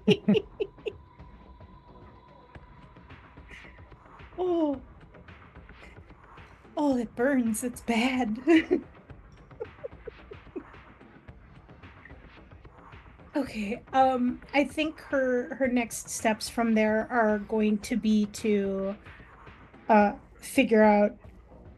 Well, she knows where the detective is. Fuck.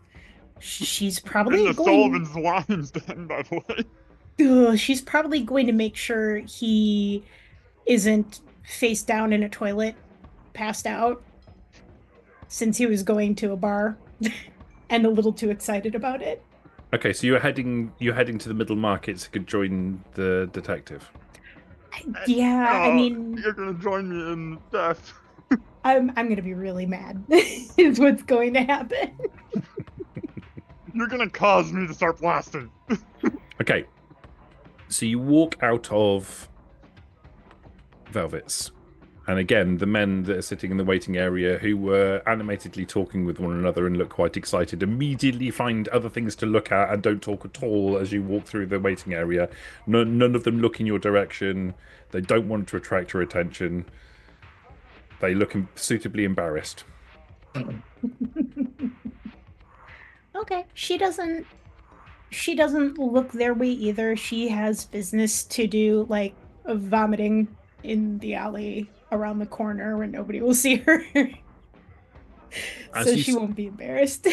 As you step out the door and dart off to the side, towards the side of Velvet's, a man pulling a cart, moves across the camera, and as he moves off to the side, we see the scene of a circular pipe. We see in the darkness two figures moving towards the camera as the priest climbs down a ladder. And the doctor, and a little way behind, the transporter moves so they meet up together.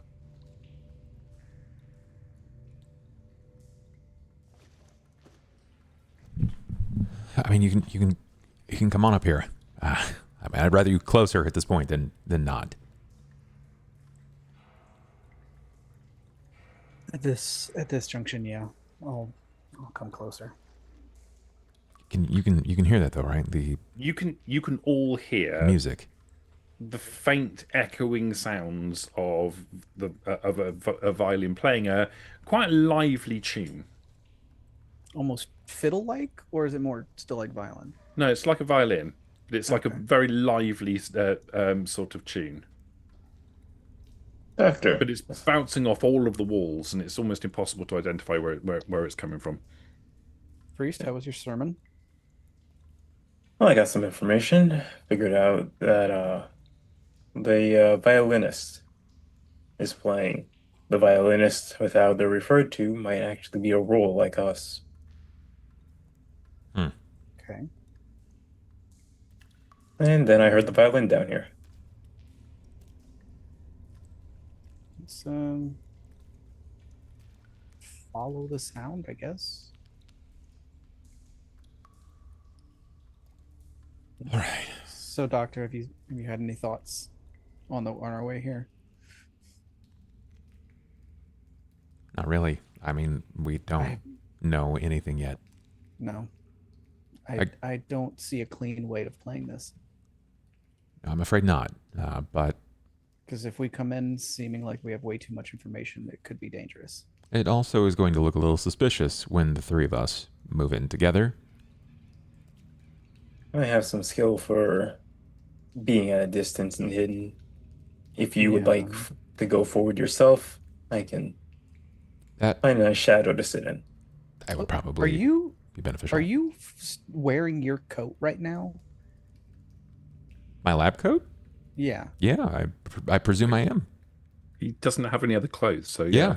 I didn't know if you like took the lab coat off and you're just like wearing like a button up or something, or if you're like fully still look like just a doctor coming through a bar off shift. I imagine that I'm still wearing like my white, well, off-white lab coat. Off-white, As yeah. imagine it's a little dirty, a little dusty.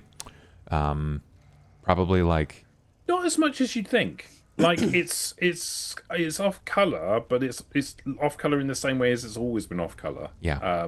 It has stains on it in the way that it always has stains on it, but like traveling into the pipes is a dirty experience. But your clothes don't seem to be any dirtier than they would do normally. Interesting. I've got plot protection. That's nice. Once you're done, I think I also might have an avenue that I'll try and talk to the violinist with, but like you said, we probably shouldn't all crowd them. Also want to inform you that the detective had no idea where he was going. However, one of my memories kicked in and I pointed him in the direction of, sadly, a bar. I have no hope. Siphon plow. I have He's no gonna hope. be useless later. We might want to stop by there once we're done here, just to make sure that he is Like we don't doing have- something or pull him out of gutter. We don't have 2 weeks worth of time to detox him, and it's making everything harder. It's unfortunate. Okay, how far does it seem like? Because I'm assuming we're walking and talking while this is. So you're walking and talking, but it's really difficult to identify where the sound's coming from because it's bouncing off all of the walls. However, as you conclude your last part of the conversation, you walk around a corner and you find yourself at a crossroads of tunnels. And there's something deeply familiar about this, particularly for the priest, because this is where you woke up.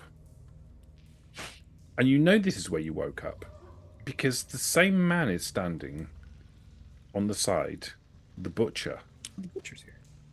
with a great meat cleaver, cutting up pieces of undefined meat and throwing it onto a makeshift barbecue over an old burning oil drum.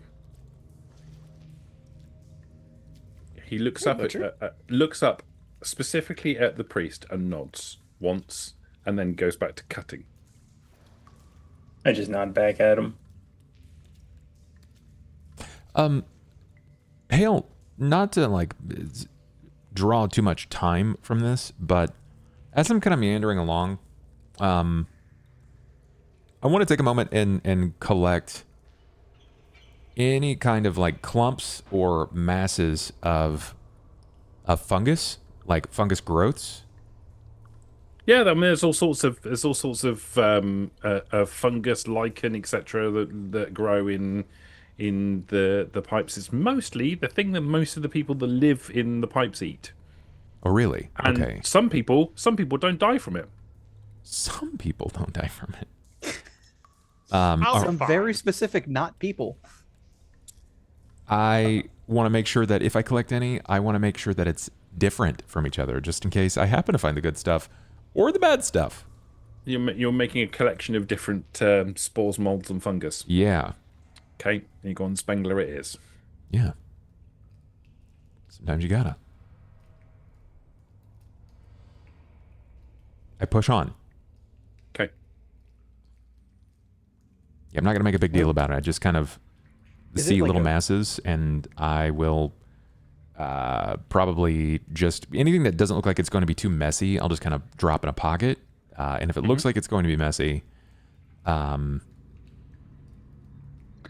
mean, the pipes are quite wet. yeah. Well, I mean, people get dirty, right? Like it's gonna happen. Mhm.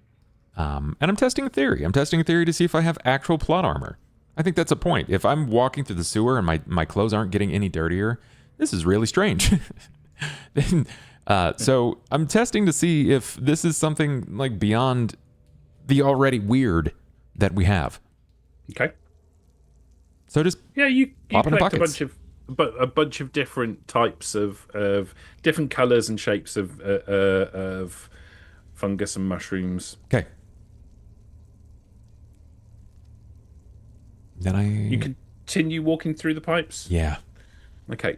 So as you traverse, it's really awkward because you don't know where you're going. And you know that's really difficult in Undercity because knowing where you're going is the destination is the important bit. The journey is the unimportant bit, and you're doing the journey part of it. And it doesn't seem to be getting any easier. It's fact- enjoying the maze. After walking for what feels like an hour, you find yourself back at that crossroads. And the butcher looks at you, looks over the priest and nods once at him. And then goes back to cutting. Butcher, may I have a moment of your time? He looks up. Did you see which direction the violinist went?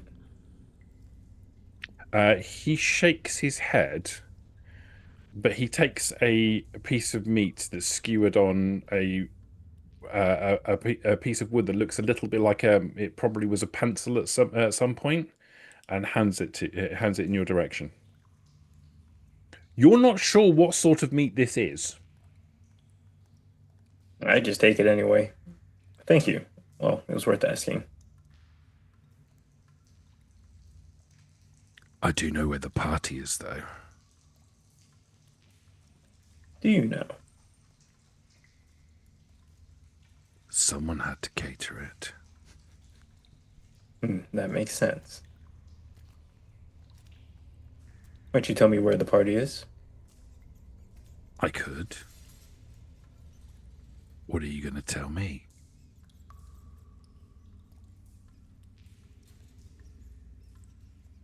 I make a gesture like come here as I like lean in towards him. Like he does, and it feels like there's a certain familiarity to this.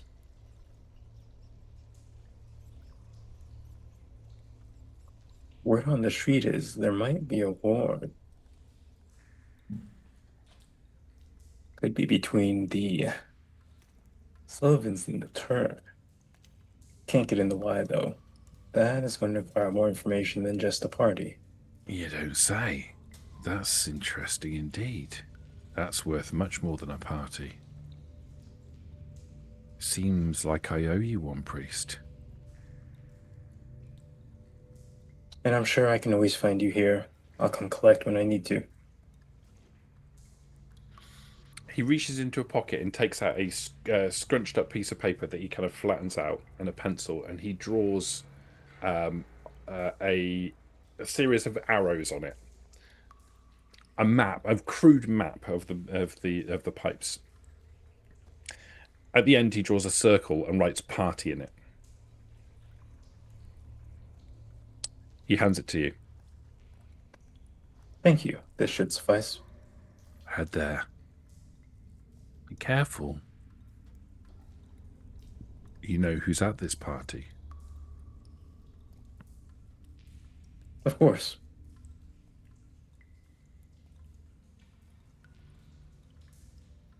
They'll smile at you while they stick you. Well, good thing I have my own sticker. He like, how do I describe this? He laughs once. Does that make sense? It's like a Yes. kind of sound. Yeah.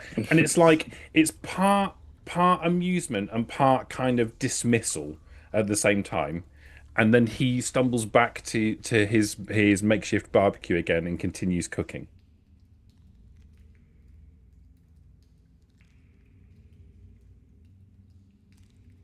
I just begin to walk away while looking at the map, and once we get out of what I assume is earshot, I will show it to the others and be like, got this map, and we should be careful. People at this party might try and stab us. I kind of expected that. Well, maybe you guys. Yeah. I don't think you're going to stab me Hopefully not. yet. I'm not going to give them a reason to. That being said, how do you get everybody to like you like that? Because so far, everyone I meet wants to choke me, stab me, slap me, or drown me, or all of the above at the same time. And not the fun way. Doctor, seeing as how you're the one who has the medical knowledge, could you please look at the skewer of meat for me? I could certainly try. Make an intelligence and medicine check. Intelligence, medicine. Don't you have like a special ability involving that too? My mega is in intelligence.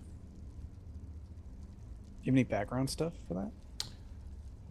Negative, Ghost Rider. My background is just my role. That's it. I didn't get fancy shapeshifting, all-knowing, quick-reading powers. I got super smarts. That's what I got. So you said it's mental, or you said it's intelligence. Intelligence, medicine. Yeah, All right. and then you add, and plus your mega dice, and when you roll it, the last die that you roll is going to be your mega die, and if that comes up as success, it counts as 2, or if it comes up as a 10, it counts as 3. Okay. 4 successes. No, it's more than 4 successes. That's 5 successes. 5 successes. Because the last die comes up as a success, that Yes, counts as 2. counts as 2, yeah. Okay. Right. So 5 successes. Damn. You're pretty sure, looking at the size and the cut of this meat, that this probably came from somebody's body, a human person's body. Can I identify if this is a muscle, if this is an organ? This is a muscle. This is a piece of muscle structure. Piece of muscle structure, okay. But are you looking at the size and the shape of it, looking at the structure of it? Obviously, it's cooked, which makes Yeah. things a little bit more complicated. But you're really good at dealing with people and medicine, and you've seen people cut open like this before, Okay. and you're pretty sure this is come from a human. Well, my best guess is that's long pork. I figured. That's why he's interested in the information I gave him. I mean, it's cooked. It's seasoned. There's not exactly a series of cow farms. You know, we have seen some small amounts of livestock, but not at all like this. It's not too common. I mean, you've Indeed. seen bolognese be presented in the sommelier's restaurant. There's obviously a source of beef somewhere in the. Good old Undercity. human sketty. Maybe it is. That's why it doesn't taste too like fantastic. It's just kind of. Eh. Sommelier, why is there people in my food? What's the He's- deal with Harold? He said he catered this party. Oh God. All right, I'm not eating. I think it's best if we go as unnoticed as possible. Do we want to wander in separately? Yeah, it's probably for the best. I kind of don't want. No offense, but like I don't want to be near you guys for this. My whole thing was to be your lookout, Doc. Yeah, no, I know. I'm with you. Stay back. Yeah. What do you do with the I'm gonna meat? take a look at. Oh, yeah. What do you do with the meat? I pocket it for later. Oh, great. Pocket Oh, we pork. have. We're gonna. No. We're giving this to the detective. Yeah. What a way to sober him. Right. Oh, Okay. fast. Anyway, is there a way to make like a copy of the piece of paper that the butcher gave him, Sure, I would imagine. or memorize it if I You can? you can try and memorize it. That's not an issue. I imagine the doctor's probably got a notebook at the very least. Oh, he's Sure. like a script pad that you could probably write the on the back priest's of. definitely got a notepad. He's got Yes. a Bible that he doesn't actually need. Needs that. It's full of things. I like to Stuff. think that he opens the Bible and he holds it like this, and as we see it, it looks like the Bible, but it's just a bunch of naked pictures on the inside, and he's reciting perfect scripture because it's what he recalls. Just a bunch of dicks, just Yeah. drawn dicks. And... Yeah. That's my book, not his. I'm You're gonna right. let them go, however they want. I'm gonna be the last in Sure. this follow group. Okay. So yeah. However you Okay. guys want to stagger it. I'll also be splitting off. I kind of just wanted to be either like basically like shadowing or like just blending into the crowd when we get there as best as I can. So Doc first, then Priest, then me following behind. at It'll a be distance. perfect. We'll show up and it's going to be a bunch of guys like, you ever been stabbed with a sock? And then you come out of nowhere with like pork from your pocket. And you're like, yeah, I got a skewer. It's ready. Meanwhile, I have a gun. Okay. So you travel through the pipes in the direction of the party. Meanwhile, courtesan, you find yourself in the middle market. Not a million miles away from Velvet's. Looking at the bar. The plough and scythe.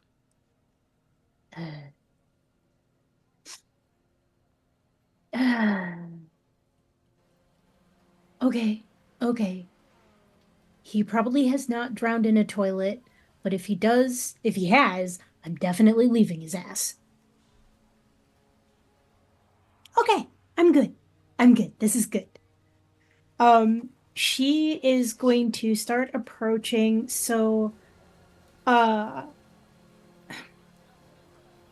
guess my biggest question is, does she know if this belongs to anybody's territory in particular? Make a wit streetwise roll. I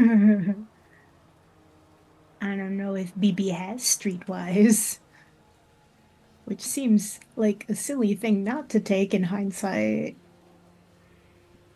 It's fine. Just join me with Billy pointing his gun in our faces. It doesn't even matter. Your character's a gamer. The only street she knows is the streets of rage. That's No. absolutely true. Streets of GTA 5, that's it. Holy shit, all three of my rolls were successes.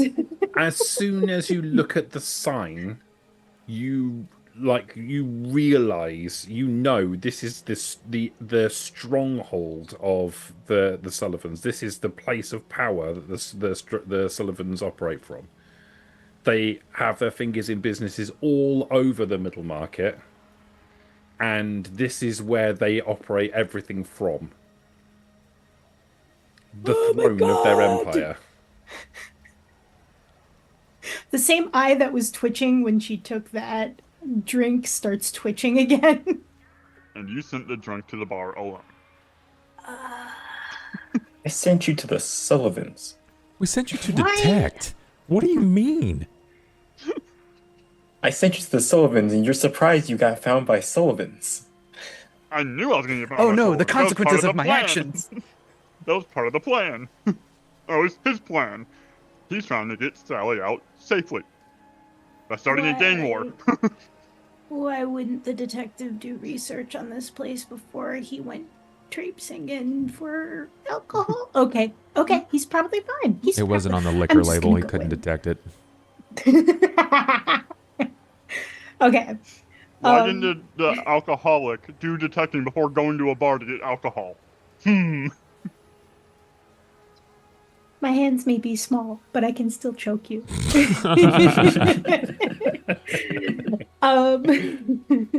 So she's just going to take a breath and stroll in as though nothing's wrong, and she probably belongs there. She belongs everywhere. She's the courtesan. She's the people's courtesan. This is fine. It's fine. Bang in the back office. So you walk in through the door, and it's as much as I described before. Similarly laid out. There are tables. There are big burly men playing dice and cards. You see the bar. You see the pretty barmaid standing behind it. But there's an additional person standing in here. There's several additional people standing in here from the previous description. All of them are wearing these long grey coats and flat hats. As you walking through the door, you'll notice one is standing on either side of the front door. There's a couple who are standing towards the back of the room. There's one standing next to a brown nondescript door off to one side. And there's one standing at the bar talking to the barmaid. And the barmaid looks petrified. Oh. Okay. She's going to look around for the detective because that's all she's in here for. She's here for the detective. You do not see the detective. As you walk in, all of the conversation stops at the tables and everyone turns to look at you. It lasts more than the 3 seconds the detective got. It's 5, 6, 7 seconds, and the conversation slowly picks up again, but lots of people are looking in your direction still. I mean, I am much more tiddlicious than the detective, so that does make sense. That might be a reason. Okay. She's going to.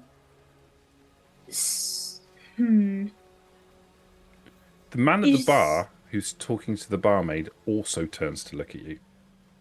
He was halfway through a conversation and his finger is up in the air between him and the barmaid, and it stays there as he turns to look at you, and he angles his entire body in your direction. Okay. Does this man look familiar? You know exactly who he is. He's tall, and he would be quite attractive if it wasn't for an ugly-looking scar down the side of his face. He's wearing a tweed jacket. He's wearing a grey jacket and a flat hat, but he's wearing a tweed waistcoat and a tie.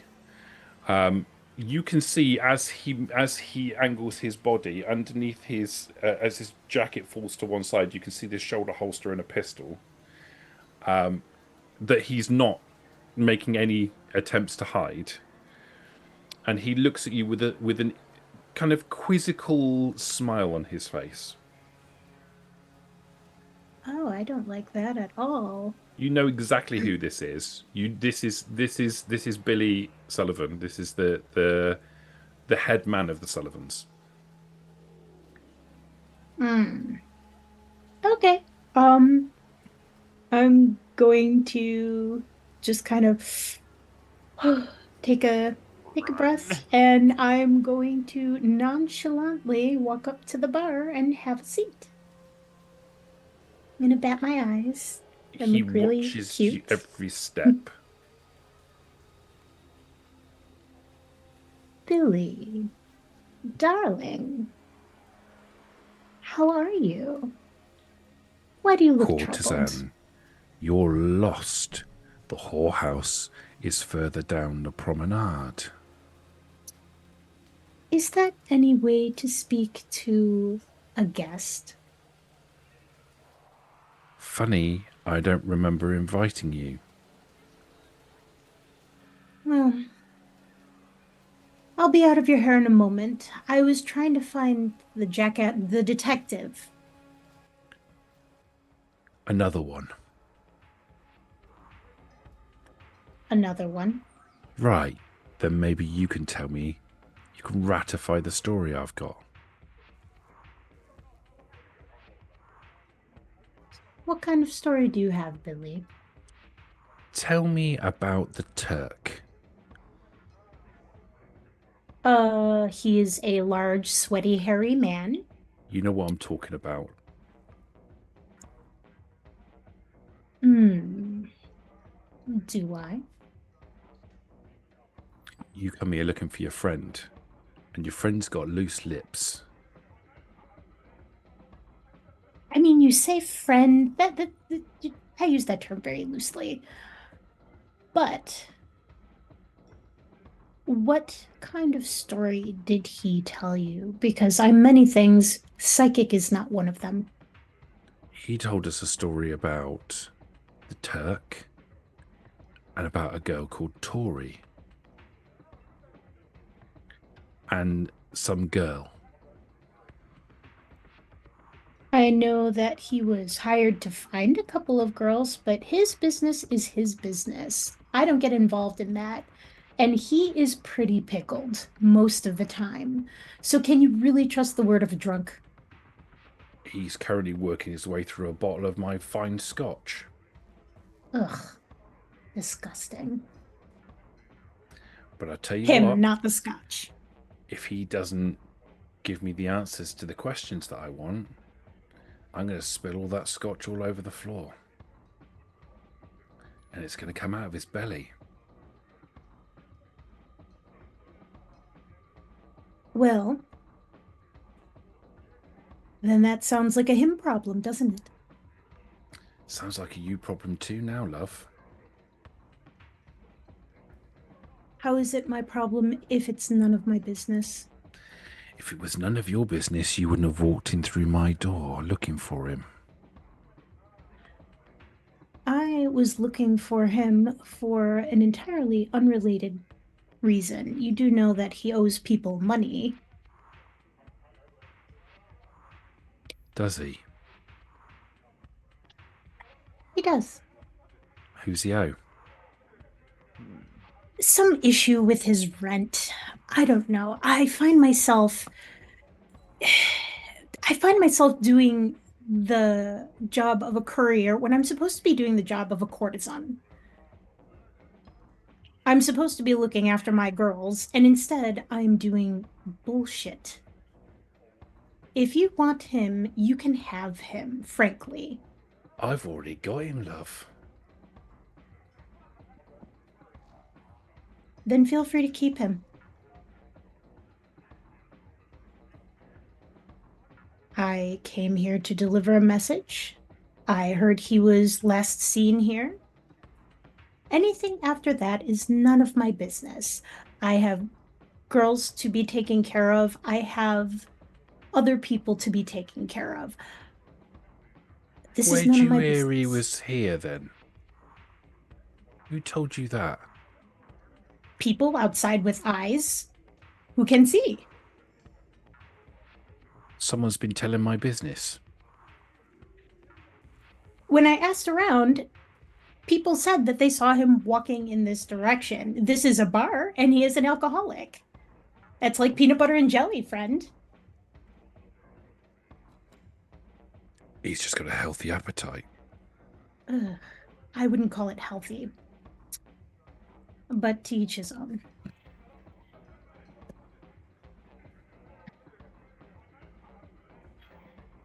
Maybe you can convince him to impart his story to me properly.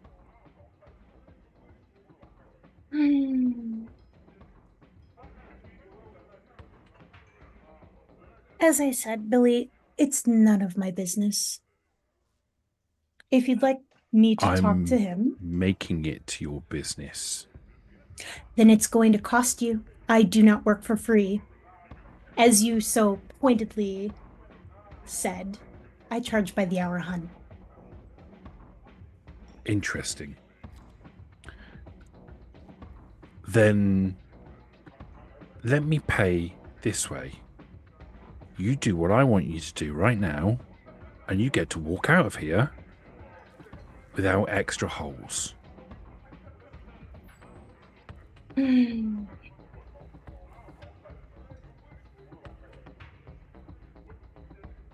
would be a real shame to damage what you're carrying.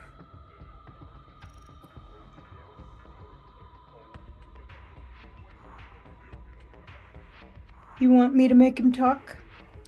I want you to make him talk. He's your friend. Again, you use that word and It's well known that he's your friend. Everyone around here knows it.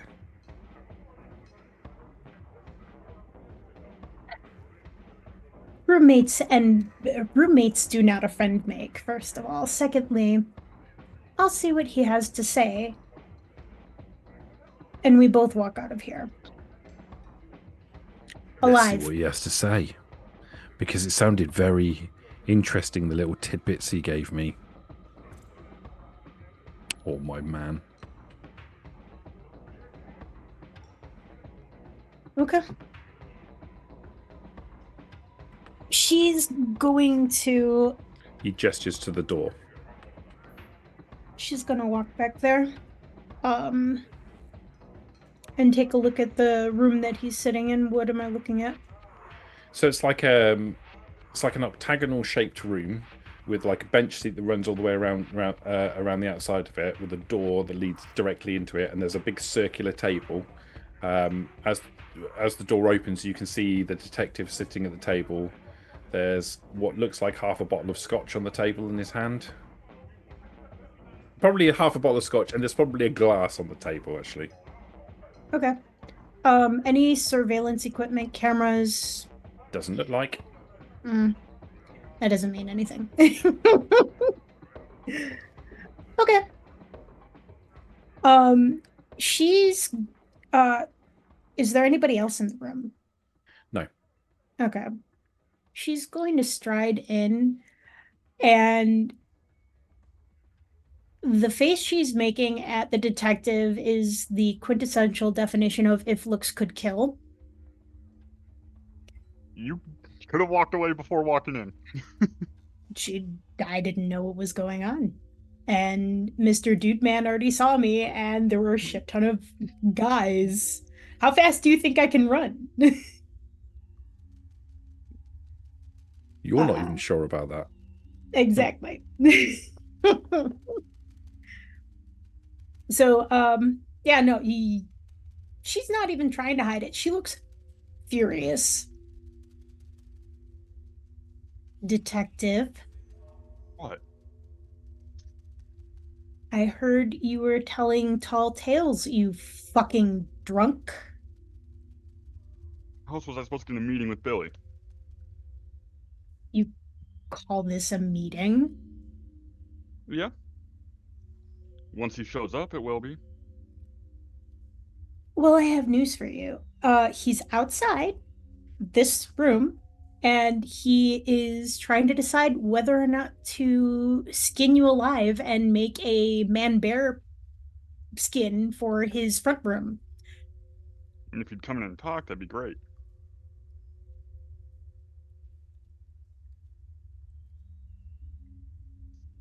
How am I even supposed to get you out of this? If you had two sober brain cells to rub together, you would know that this was a dumb idea. In fairness, that half bottle of scotch, he hasn't drunk half a bottle of scotch. He's been given half a bottle of scotch and he's taking his first glass of it. He's not inebriated. He's got the buzz, but he isn't inebriated. he better get inebriated. So at least he could play dumb and drunk.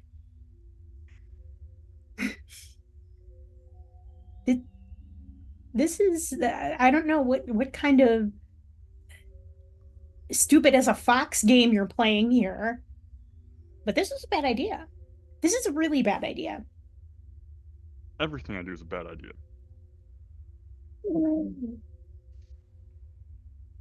God. If he doesn't kill you, I have dibs. Get in line. Ugh.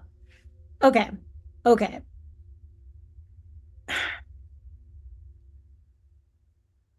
Well, if you want him in here, I can arrange that, but I don't know anything.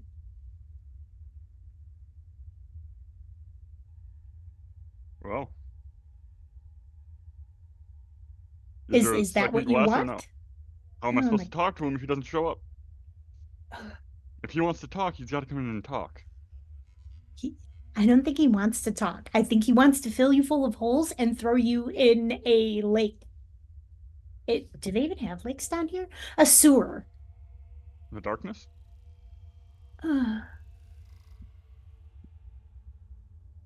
Okay.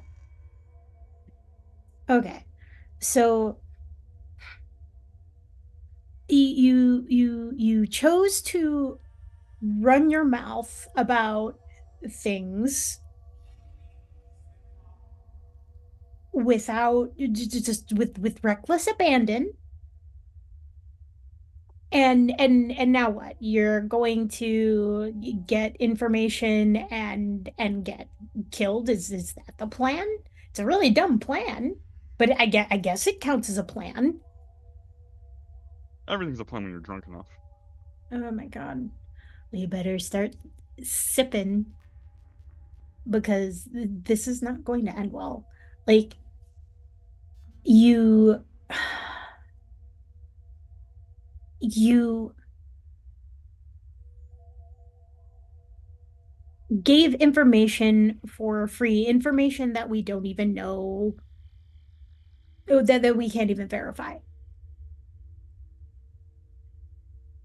I gave him information I know is verified. That the Turk has Sally.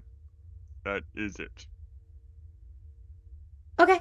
Well, then that's going to be between you and him.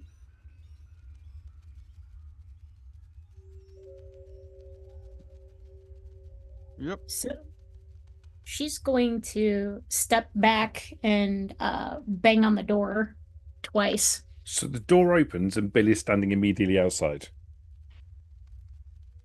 Can we have a He's- discussion? He steps in, like he Oh. steps towards you, like uncomfortably close to you, and closes the door. Okay. She's going to gesture grandly to him. Have a seat, love. I guess so. She goes and she has what is the setup here? It's a circular table, and it's like a bench seat that runs all the way around the outside of it. Okay. She's going to have a seat kind of diagonal. She doesn't want to be too close to the detective, but she also doesn't want to be too close to Billy. So you kind of sidle your way around to like maybe opposite side of the table from where the detective's sitting. It's quite a large round table, so that's not a problem. Yeah. So Billy, after you've found where you're going to sit, Billy slots into the end of the bench seat. He reaches into his jacket and he takes his pistol out and he places it on the table in front of him. So, love, did you convince him to tell me everything that he knows? I mean, I would What have done he- it anyways. Oh God. Do you want to talk directly to him, detective, or Let's have it then, detective. All I know is the voice hired me to find one of her backup singers, Sally. And when doing digging, I noticed her mother, Tori, is also missing. All I know is that Sally. Hang on. Because I've got some questions. This Tory girl you're talking about, who's this? I'll point over to Torison, one of her girls, as far as I know. Yeah, that's what I thought. Works in Velvets, right? I believe so. Been there a couple times to meet up with her myself. Okay, interesting. So what else do you know? I went searching at Sally's house and Tori's house, which is where I found out they were related. And when I went to Sally's house, I noticed there was a fight in the room. And upon following where the fight led, the scratch marks outside, the blood trail led to the Turk's bathhouse. Turk's involved. Okay. I don't know why the Turk has Sally, but the Turk does. And I have no idea where Tori is at the moment. You don't know where Tori is. Okay. No, I'm still looking. That's why I came here. I was seeing if you guys had any information for me to help with my investigation. So while you're talking, he's kind of like playing with the gun on the table, kind of rotating it, like where it's kind of sitting on the table. He's kind of like there's a pivot point, and he's kind of like twisting it as you're talking. He twists in his chair and looks at the courtesan. So then, love, looks like you might have a bit of information for me after all. I was aware that Tori had been missing. I don't know who Sally is. I didn't know until I got that information with you. Tori's missing, is she? Yes. How long has she been missing for? How long did we say she was missing for? Was it a couple of weeks? Days, couple of days. Couple of days. I believe she's been missing for a couple of days. I am not as resourceful as the detective as far as looking for clues and things like that. All I've been able to do is search the usual spots, all of her party spots. And thus far, I have come up with nothing. Gotcha. Is Tori an interest of yours? Yeah, I'd say so. Detective. You're in some hot water, mate. Aren't I always? You've gone prodding around in places you shouldn't be. Your friend came looking for you, and she's found herself in a little hot water herself, but I'm less concerned about that. I'm more concerned about you sticking your nose in where it's not wanted. But as luck would have it, you can buy your way out of this situation. Because I got a little job that I need doing. Let's hear it. My nephew's gone missing. Johnny. And it's curious that he's gone missing around a similar sort of time to when Tori's gone missing, because I happen to know he had a bit of a thing for Tori. So here's what we're going to do. You're going to take my case. Okay. And because you're taking my case, you and your little friend can go walkies.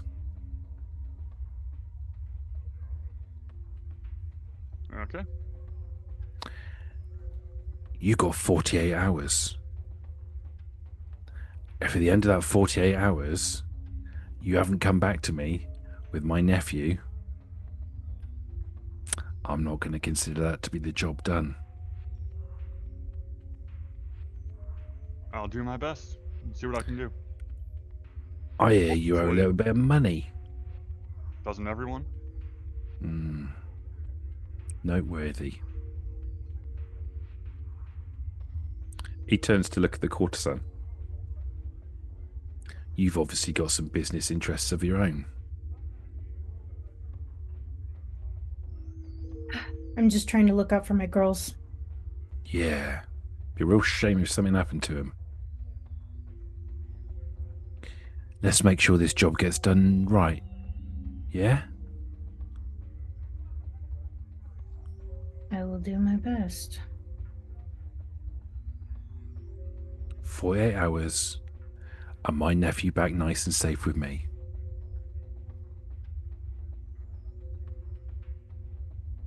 What if it's already too late for your nephew? What do you mean? What if for some reason he's already dead, or Tori and him ran off somewhere and I can't find him? You got 48 hours to fucking find him, mate.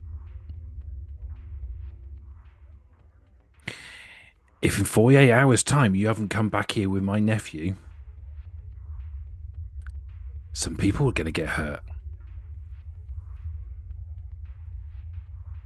He looks at the courtesan pointedly, and then back to the detective. Well, what are you wasting your time here for? Get the fuck out. I'll get up and start walking out. The courtesan's going to get up and glide out.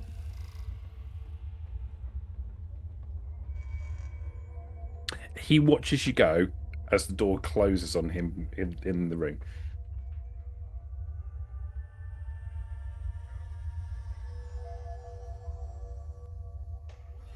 Okay. You are unmolested from leaving the bar if that is your choice.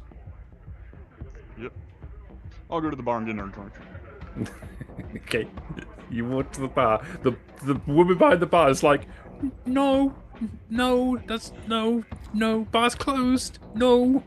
Yeah, no, the Then I'll walk courtesan out. is just going to walk out. She wants nothing to do with him right now. She looks fucking mad. Your own damn fault for showing up.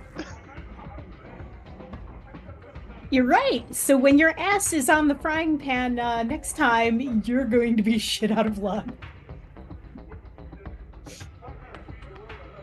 Okay. You walk out of the bar under your own steam or get booted out. Yep, after she says bar closed, I'll just turn around and walk out. Okay. You find yourselves together outside the bar. Not together. The courtesan is fucking walking. Okay.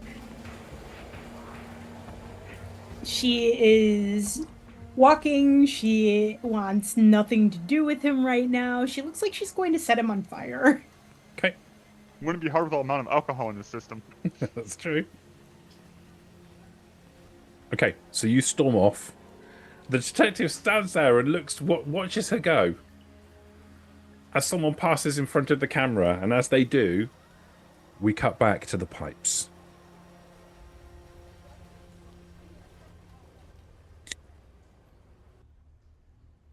You reach the conclusion of the map. As you do so, you can hear the music's volume has increased. Almost unnaturally so. It's almost like it's amplified.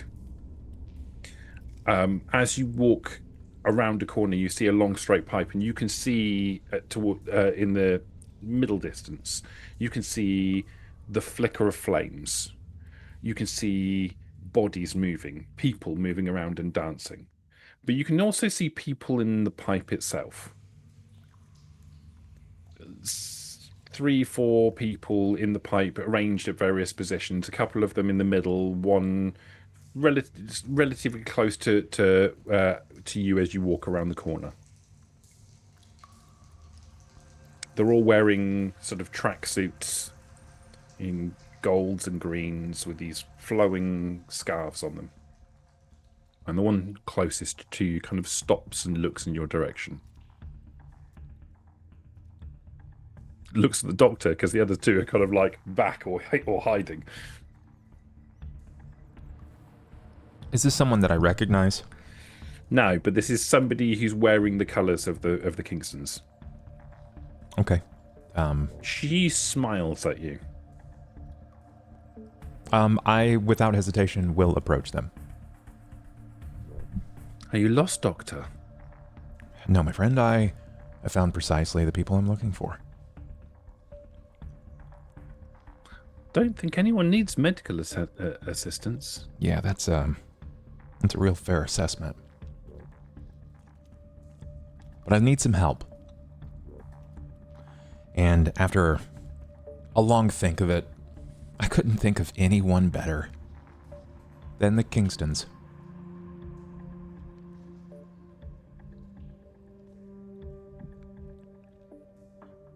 We're having a party.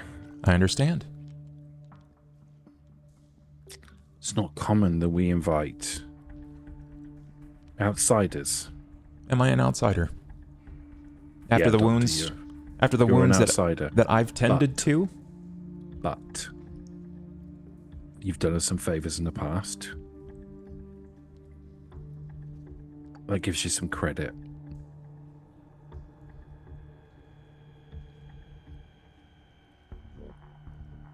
Tread carefully. Of course. She smiles a big smile as she says that. Worry not. I'm not here to rabble rouse. Go see Jack. Introduce yourself.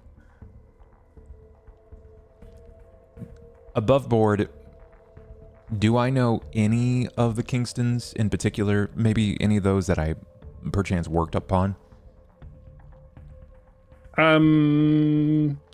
Yeah, I mean, yes, you'll know some names of some people that you've worked on in the past. Yeah. Okay. Yeah, let like me know you if don't know them as like as buddies, but like you know the names of some that have come to see you in the past. If I see them at the party, will you let me know if they're there? Sure. Yeah. Okay. I will, with a brief, almost stuttered exhale, and then strong inhale, step into what I believe is the equivalent of an inner pipe thieves' den. So this is an intersection of the pipes that has mostly been boarded off on three sections. The section that you're approaching is it has like a staggered wall. Yeah. That allows you entrance, and you can see the reflection of firelight off of the walls.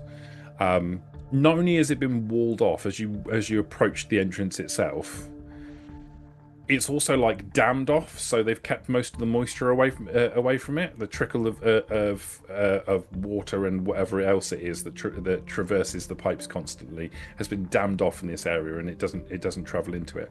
There are several oil drums burning in various locations, and you can see the violinist, a beautiful girl with long dark hair, playing a violin. The violin is literally plugged into an amplifier. It's weird because this is a level of power, like electricity, that you haven't seen elsewhere in Undercity before. Yeah. Like the best you've seen is electric lighting. She's plugged into an amplifier and it's amplifying the music, and it's quite loud, and she's playing a very upbeat tune, and there are a lot of people dancing. As they dance, the flows of their scarves flitter all around them, and almost everybody here is attired in that way. Okay. You aren't, and there's a girl that isn't. A girl that you recognize from the photograph you've been shown. Sure. I'm not going to approach her. She is sitting near. There's like a raised area of boxes with various kind of cushions and things set on it, and on top there is a big old armchair, and sitting in the old armchair is an older looking man. He's wearing the similar gold and green coloured tracksuits. Yep. But he has a lot more scarves on him than the others. It's tied around his arms, around his midriff, one across his chest. He's obviously the guy in charge here, and she's sitting next to him. Okay. Well, I'm guessing they don't have name tags that don't say Jack. They do not have name tags, but as you walk into the firelight, he gestures. I do so with confidence. What's the other two of you doing? I'm at least I'm at least a turn and a half back. Is from the way the map is laid out, is there any chance of me not entering directly, but getting a different vantage point of this meeting? So I understand what you're asking and why you're asking it. Yeah. But you, when you're thinking about it, immediately understand that question has no meaning because of the way Undercity works. You know, if you were to try and traverse this from a different direction, you'd never find it. Right. Okay. Because like hearing the conversation that the doctor had at the front door about invitation, I don't know if it's Betty. You see him moving past the staggered. You see him walking up to the wall and moving past the staggered thing and out of your line of sight. Yeah. Same for you, Priest. You see the same thing. Yeah, I was hoping to basically kind of like shadow him so I could like watch as he gets towards the party, kind of eavesdrop on that. So you can, to the point where he gets to the staggered wall and moves out of your line of sight. You will. I mean, both of you will have heard the conversation that he had with a girl. Mm-hmm. Are you trying to stealth your way in, or are you just trying to kind of follow up to that point, or what's the thought process? This is where he actually turns to the transporter and goes, I have an idea on something I can say to try and schmooze my way in. Okay. As for you, I don't know your skills. I know that you seem to dip and duck into places and come out in other. I don't know what your plan is, if you want to try and get in or if you want to wait.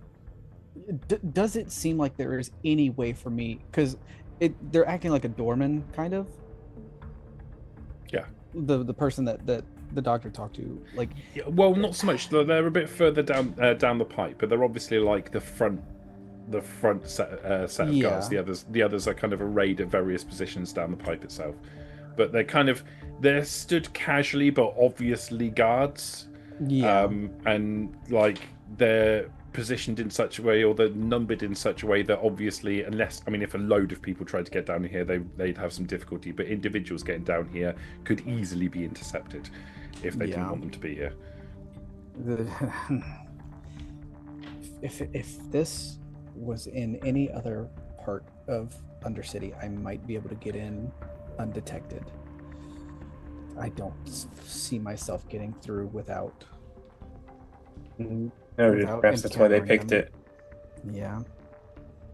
Which kind of ruins my reason for being here to watch the doctor's back, because I have no other reason to be down here. Well, you have a gun, so if all else fails.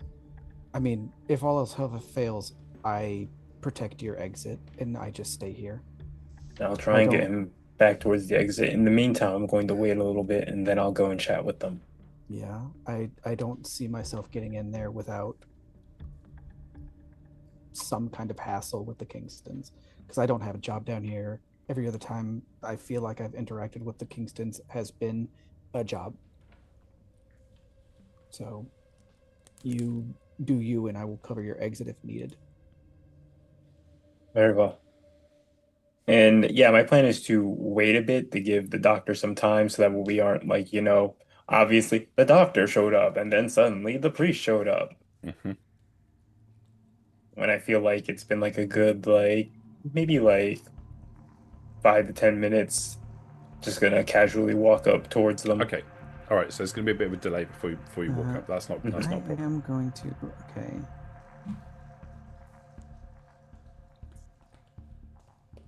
Okay, I can't. It's another ultra perception that lets me see through walls and shit.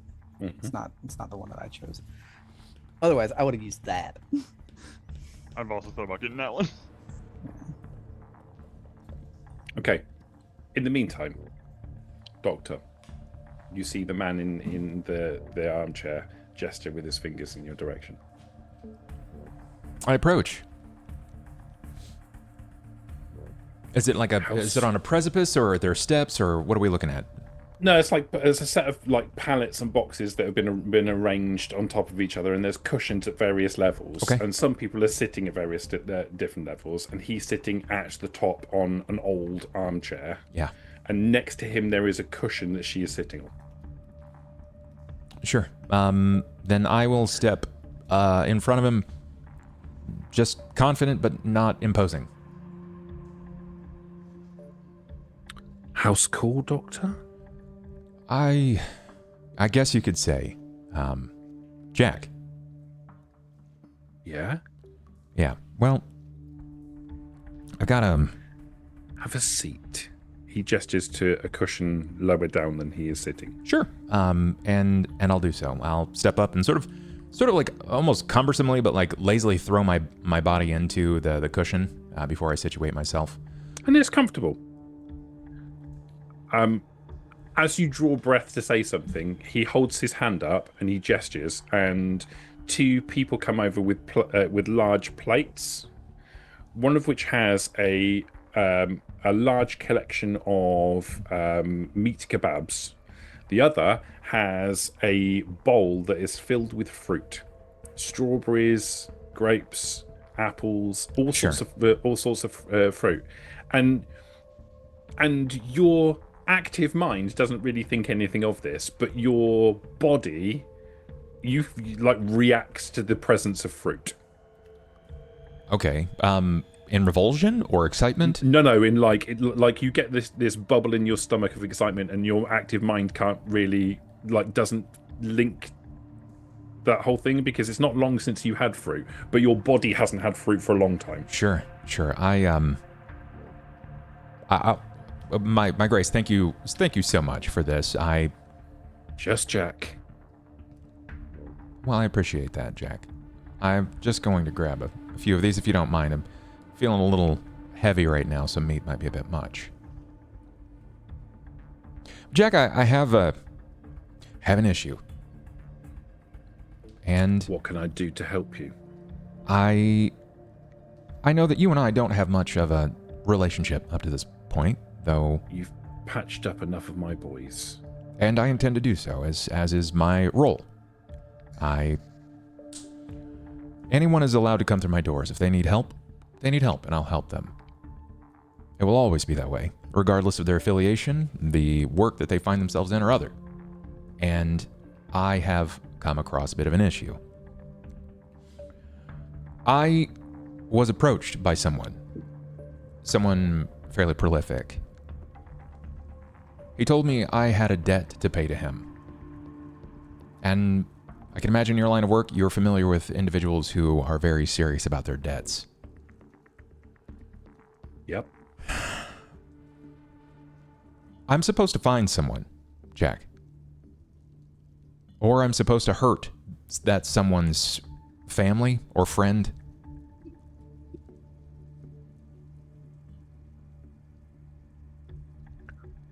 What's that got to do with us, Doctor? I don't want to be dismissive of your situation, but what's that got to do with the Kingstons? Well, Jack, forgive me for let me just be candid, if that's okay. Just I would much prefer it. Honesty on the table. I found a photo of the woman sitting next to you. I wasn't actually depicting her to be here. She looks a little bit concerned. He doesn't look at her, but he leans down slightly to his side, and he just pats the inside of her thigh a couple of times. Doesn't look at her, just maintains eye contact with you. Now, Jack, I have no qualms with this woman. I don't believe I've ever met her before in my life. But the person that has called in this debt seems to believe that I can remove this debt that I owe to him if I hurt someone that's close to her. And he informed me that if I fail to do so, he'll kill me. Now, I don't want to hurt people. I want to help people. Who is this person? Jack, it's the Turk. And he's already told me that he has a woman that's important to her. She looks upset, but she doesn't. She like her eyes look upset, but she keeps her face straight. Now, I understand one must pay their debts, and I also am very well aware that the Turk plays hardball. That no one escapes their debts, and that much I understand. But I don't proclaim to know the situation. I don't understand her debt, other than the fact that she owes a debt to the Turk. And that if she fails to do so, well, it's her or I, and survivability is the thing. I believe I understand the difficulty of your situation. Doctor, would you give me a moment to Please. talk to my people? Please, do you want me to step into Please. the audience? Avail yourself of our hospitality for a moment. I appreciate it. Thank you very much, Jack. And I'll do so. I'll lift myself, sort of, I don't know. Again, it's not a matter of lazy as much as I want to look a little, not very capable, not very dexterous. I want to look. I understand exactly what you're doing. Yeah. No problem. As you step away, you can see, like, as soon as you step off of the platform and step away, you kind of catch sight of him leaning over to Tori and them having some kind of an animated conversation. About halfway through, he turns and looks at somebody and gestures, and another person and gestures, and they make their way quickly through the crowds in his direction. There is a lot of activity. While the party still continues, certain individuals start moving in different directions. A couple more people go outside of the staggered entrance. You guys outside will see suddenly there's more guards in the tunnel. About that time is probably about the time when Priest, you're thinking your 5 minutes has expired. More guards, but it doesn't seem like they're as animated. No, it doesn't Turn seem the violence. It doesn't seem aggravated. It seems defensive. I don't think it's bad. Wouldn't want to ruin whatever he's doing if it's going in his favor. Yeah. This is the casual. If I'm not back in 5 minutes, wait 5 more. Yeah. Like, wait longer. What's your plan? Or what was your feeling of going in there? Undercity sees me as a shepherd in a way. I'm supposed to help them relieve themselves of their guilt. I wanted to go in and say that I believe a musician is in trouble. As the person who helps, it makes sense that I go seeking other musicians to gain more information, so I followed my ear to the violinist. But it seems those guards are the Kingstons, so we found our target at least. Yeah.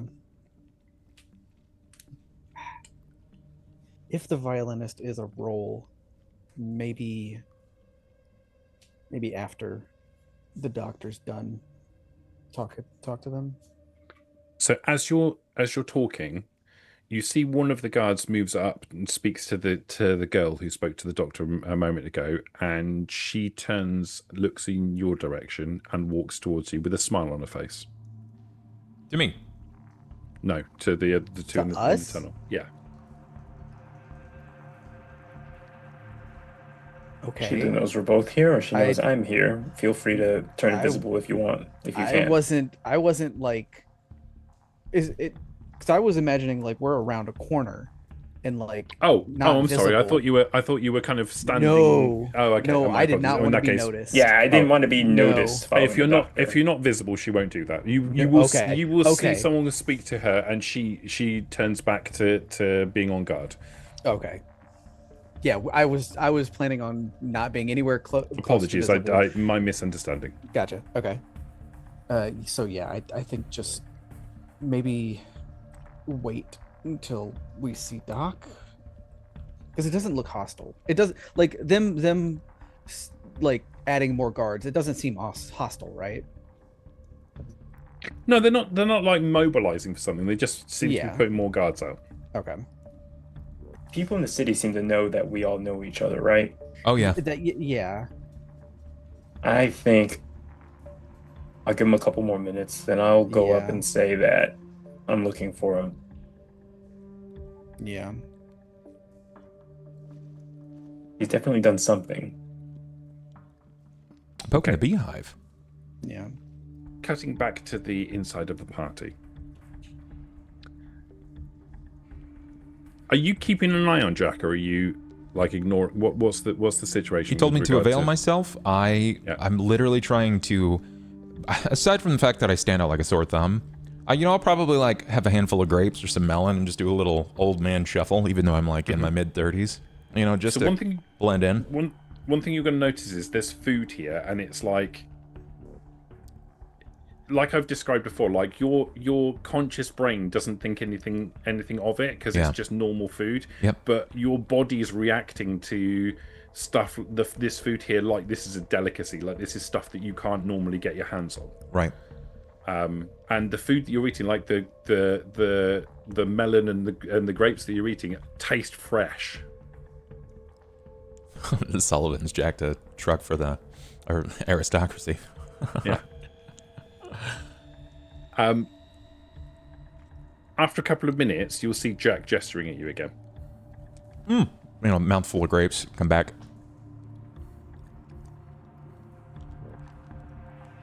He doesn't say anything. He just gestures at the cushion again. Yeah, I'll take a seat. Kind of plop back down. You've brought us a difficult situation indeed, Doctor. I figured that you would perceive it as such. How do you propose we resolve this? I am afraid I'm not entirely sure, because I'm still trying to figure out exactly who the third party is that was involved. Her death wasn't just to a random person, surely. Someone's going to be upset. Someone's family might be also equally upset. I'm trying to avoid a war here, Jack. It strikes me we've got two problems. Please. We've got a bigger problem with the Turk. Yeah. And we've got a problem with you. Yeah. Because you're in a really difficult situation. Toughest to been in. We've got a vested interest in looking after young Tori.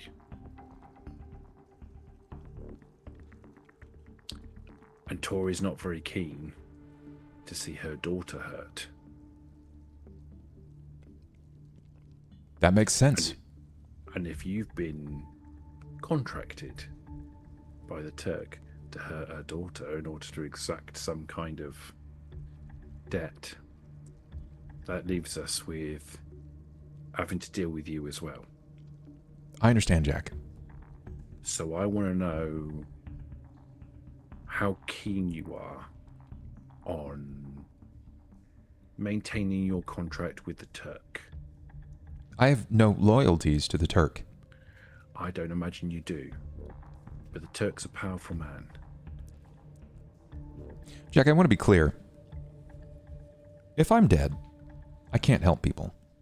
I can't find more Kingstons stumbling into my surgery. I'm not going to lie to you, Doctor. The reason we're having this conversation right now is because you are more useful to me alive than dead. Of course. If you had not done the work you've already done and present us with an opportunity for the future, it would have been the easiest thing in the world to stick blades in your body and make you go away. I am But no you fool, make my life Jack. complicated.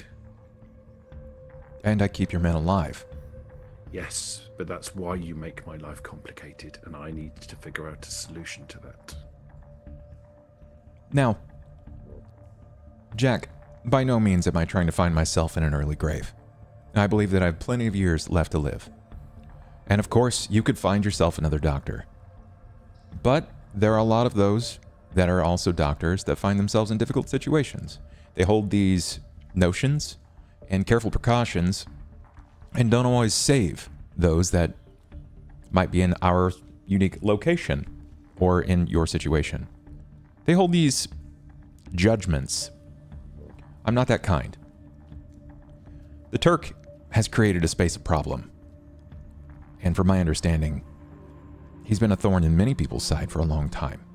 And while my loyalties are not to the Turk, if it's him or me,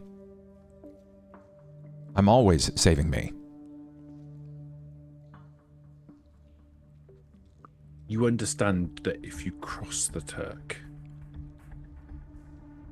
you're going to make life very difficult for yourself. Jack, I'm damned if I do, damned if I don't. Yeah.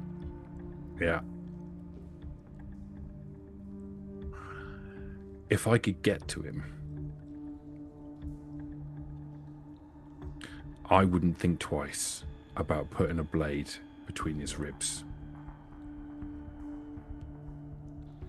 And I would slit all of his men's throat in a heartbeat.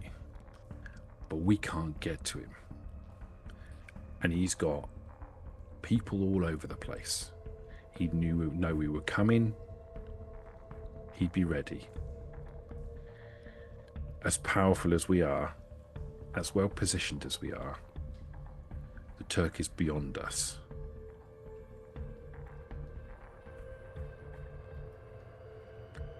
You're talking about crossing that man.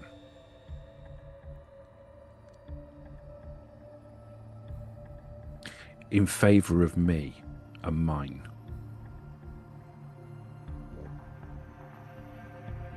That buys you allies here and enemies there. Jack, how valuable would it be to you if I could find you a position where he was vulnerable? I'd like that a lot. So if I were to stage an event that would have another come down upon him and weaken his either morale or his reserves of significantly larger men with clubs, could you utilize that? Maybe. I'm going to have to Depends on act the quick circumstances. Yeah. because he's given me a very small window. At this point, I need you to tell me though, Doctor, for certain, which side you're going to fall down on. You're going to walk away from this party irrespective of what happens. I have respect for you and the work that you've done before. But if you tell me that you are going to side with the Turk, our friendship will come to an end. If you tell me that you're going to side with me, you will make me an ally and him an enemy.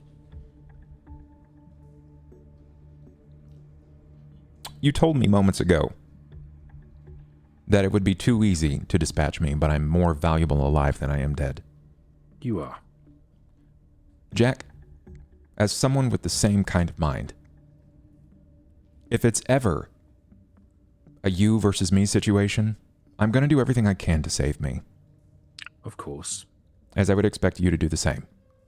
Of course. But in this situation, you are my ally. If you need me to say that out loud, I have no problems with that. Because the Turk... I just need you to take my hand. I'm happy to do so. He reaches down. And I'll allow him to kind of hoist me up. He does, but what he's really trying to do is shake your hand. Sure. I'll stand and shake his hand. And at this point, I'll look to Tori, and I'll even say that question like, are you Tori?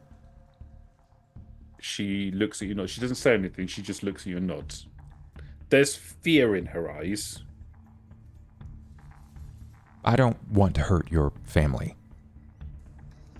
But the only reason that I'm here is because the Turk has threatened my life if I don't hurt this person. Doctors aren't supposed to take lives. They're supposed to save them.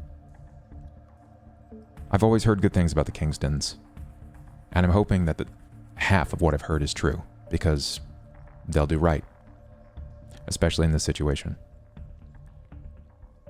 Now look back to Jack. I need to figure out who it is that the Turk killed to help Miss Tori.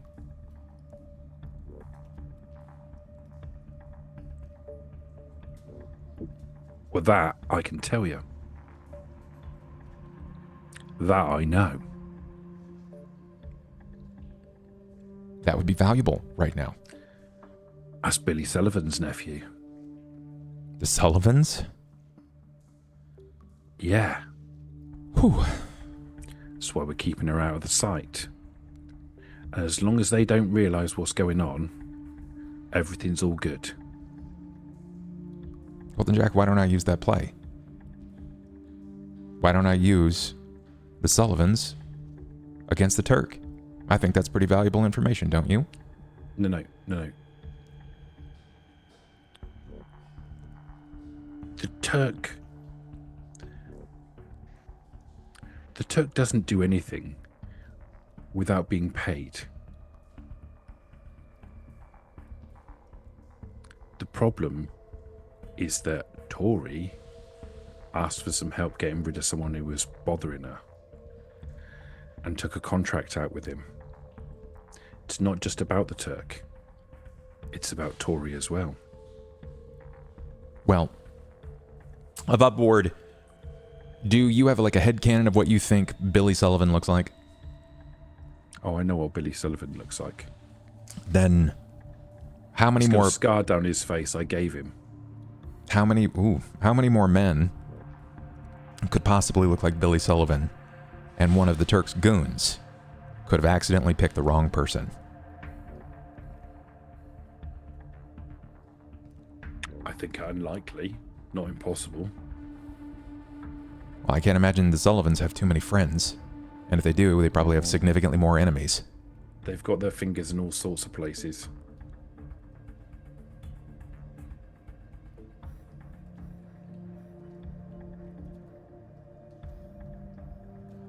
Got to play this one delicately, Doctor. I had a thought. Jack, I don't know why. You said that the Sullivans have their fingers in a lot of pies, right? How involved are they with those above us? The king, the prince, and the others. The elites. There's rumors. What can I... There's rumors that they and the Gambinos are directly working for them in some cases. Can I drop a little more information to you, Jack? I happen to have an interesting line in on a truth that not many people know about yet. He leans forward. The king was murdered. What if the king wanted to handle some private issues with a one Billy Sullivan? How the fuck did that happen? Secrets, my friend. Secrets and gunshots. Let's just say I saw the body myself.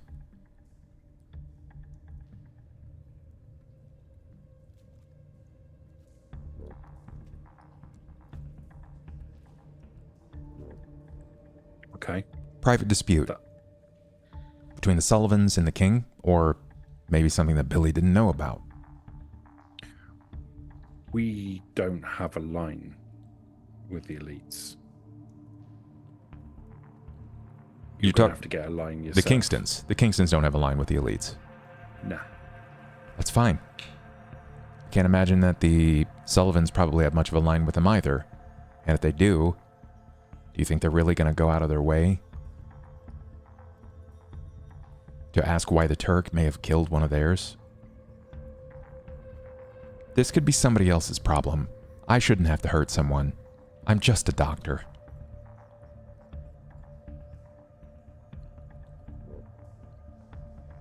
You've given me stuff to think about, Doctor.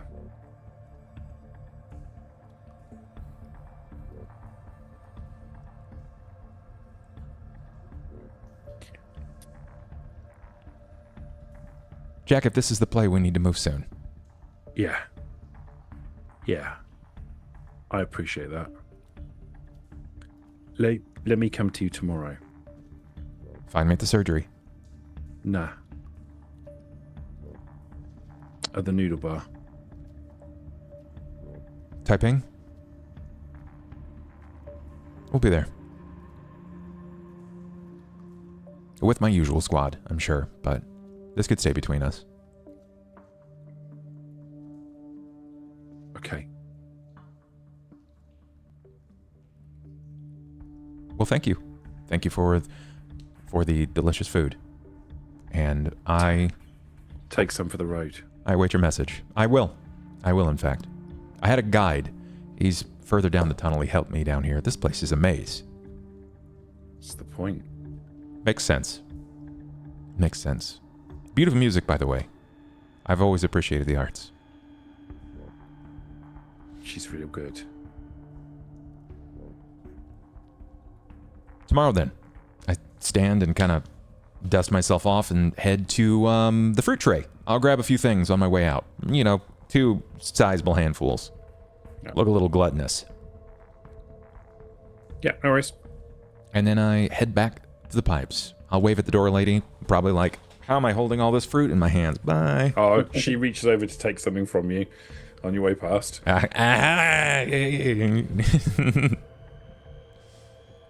Kiwi fruit. I don't know what to do with this. I head back out to the pipes and try to meet my men. Okay. Well, I hope giving you extra time was the right call. I look down in my arms. Oh, I would say it was rather fruitful. You have the same reaction. Your body's... Well, actually, I'm not sure you necessarily do. The transporter has the same reaction.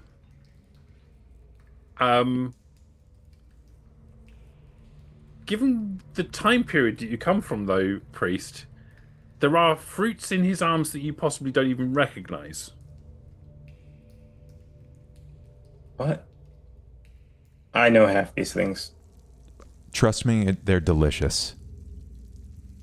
Was that I'll take a bite of everything just to show you that I'm not afraid of it. Ooh, give me that bundle of grapes. I'm just gonna bundle of grapes in my hand, just one at a Very time. well. And who knows when we'll get something this fresh again. In fact, Oh there my is God, these are really good grapes. there is no way that this is legit. In fact, transporter, How the I bet dollars to donuts that they hit an aristocrat truck. Some transport got hit. I got news. Oh, I got news. yeah. It's interesting. It's big. There's probably going to be a war. And I just allied myself with the Kingstons. I'm okay with that. It's because of Okay my with unique that. set of skills in the surgery, and because I've saved more than a few of them from their vicious stabbing cycle that continues over and over again. Oops, dropped a grape. Ooh. Just rub that on your clothes. I'm sure it'll be Yeah, fine. 5-second rule. Yeah. Only when in raw sewage, it'll be fine. Sturdy body. Not even mine. They're going to meet me tomorrow at the Taiping house. Okay. They already know that we have to move quick. Tori was there. She was right next to the leader. She was in there. She's there. She's being protected by the Kingstons. Okay. And Okay. the target, the man killed, it was the head of the Sullivan's Sullivan? nephew. Interesting. Fun. Needed a patsy. So I played loose and fast. If I were to Okay. potentially turn this away from the fact that Tori hired him because the Turk does nothing for free, and tell the Sullivans that the Turk killed their boy, they would know immediately that the Turk took the hit From Tori. from someone else, and they would want to know who. And I said that I may have a line in on the fact that the king is dead, because he told me that the Sullivans may have their hands in a lot of districts, not including or limited to the elites above us. And if the king is dead, he can't refute it that he didn't have a private issue with Billy Sullivan's nephew. But we'll see exactly what he thinks as they're meeting me tomorrow to try to confer whether or not that's the route that we wish to go. We can definitely work with this. Especially the getting the aristocrats and the Sullivans against each other. And also then moving the Sullivans against the Turk. The point maybe of this maybe is the Sullivans were trying to climb too high, so the king was going to knock them down a peg. the point of this is that I needed to provide. His name is Jack, by the way. He leads the Kingstons. Got it. Jack wanted to find a vulnerable spot so that he could remove the Turk. And I asked him if I could afford a situation where he was vulnerable, would he move in? And, well, signs point to yes, but I didn't have 100% confirmation. He doesn't want the Turk around anymore. And you know what? I don't like getting volunteered to kill someone, or in this case, voluntold. So I'm going to try to arrange this in a way that gets a little muddy, but not my hands. This isn't my circus. This isn't my monkeys. Precisely. We might as well try and keep ourselves removed from it. My strange ability that I discovered seems like I'm plant suggestions in people. Give them a trigger. Was I around for the? I don't know if you I were wasn't- around for that one. I think Is that before or after you left for the simulator's place? I think that was after. I don't think I was there. I think you were the only one who wasn't there for that. Yeah. But the priest turns towards the doctor. Misinformation is good, just as good as information in a war. What if I begin going out,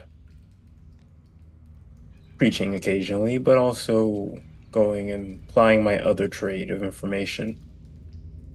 Spread some rumors to help confirm your story, and if need be, even plant some suggestions to make people want to spread those rumors further. If it's going to make it back, then yeah, I think it's a good idea. I might try to do some scouting around the bathhouse to see if there might be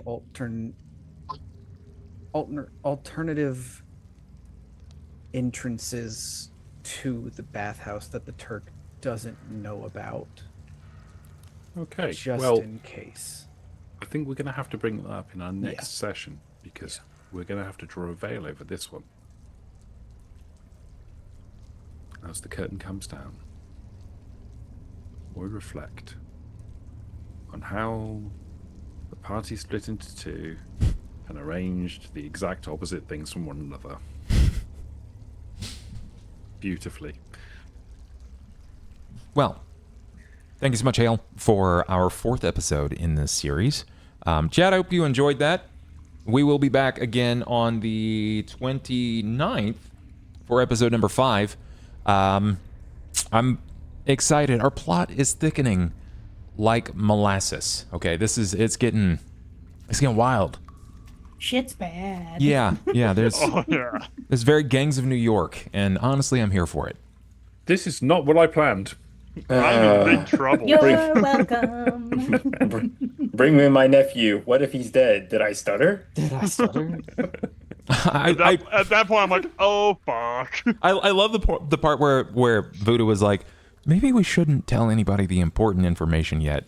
And then as soon as he gets in the bar, yeah, dude, he's got the lady. Like, sorry, like he's that dude's caught. Like, I was like, I fell out. I couldn't.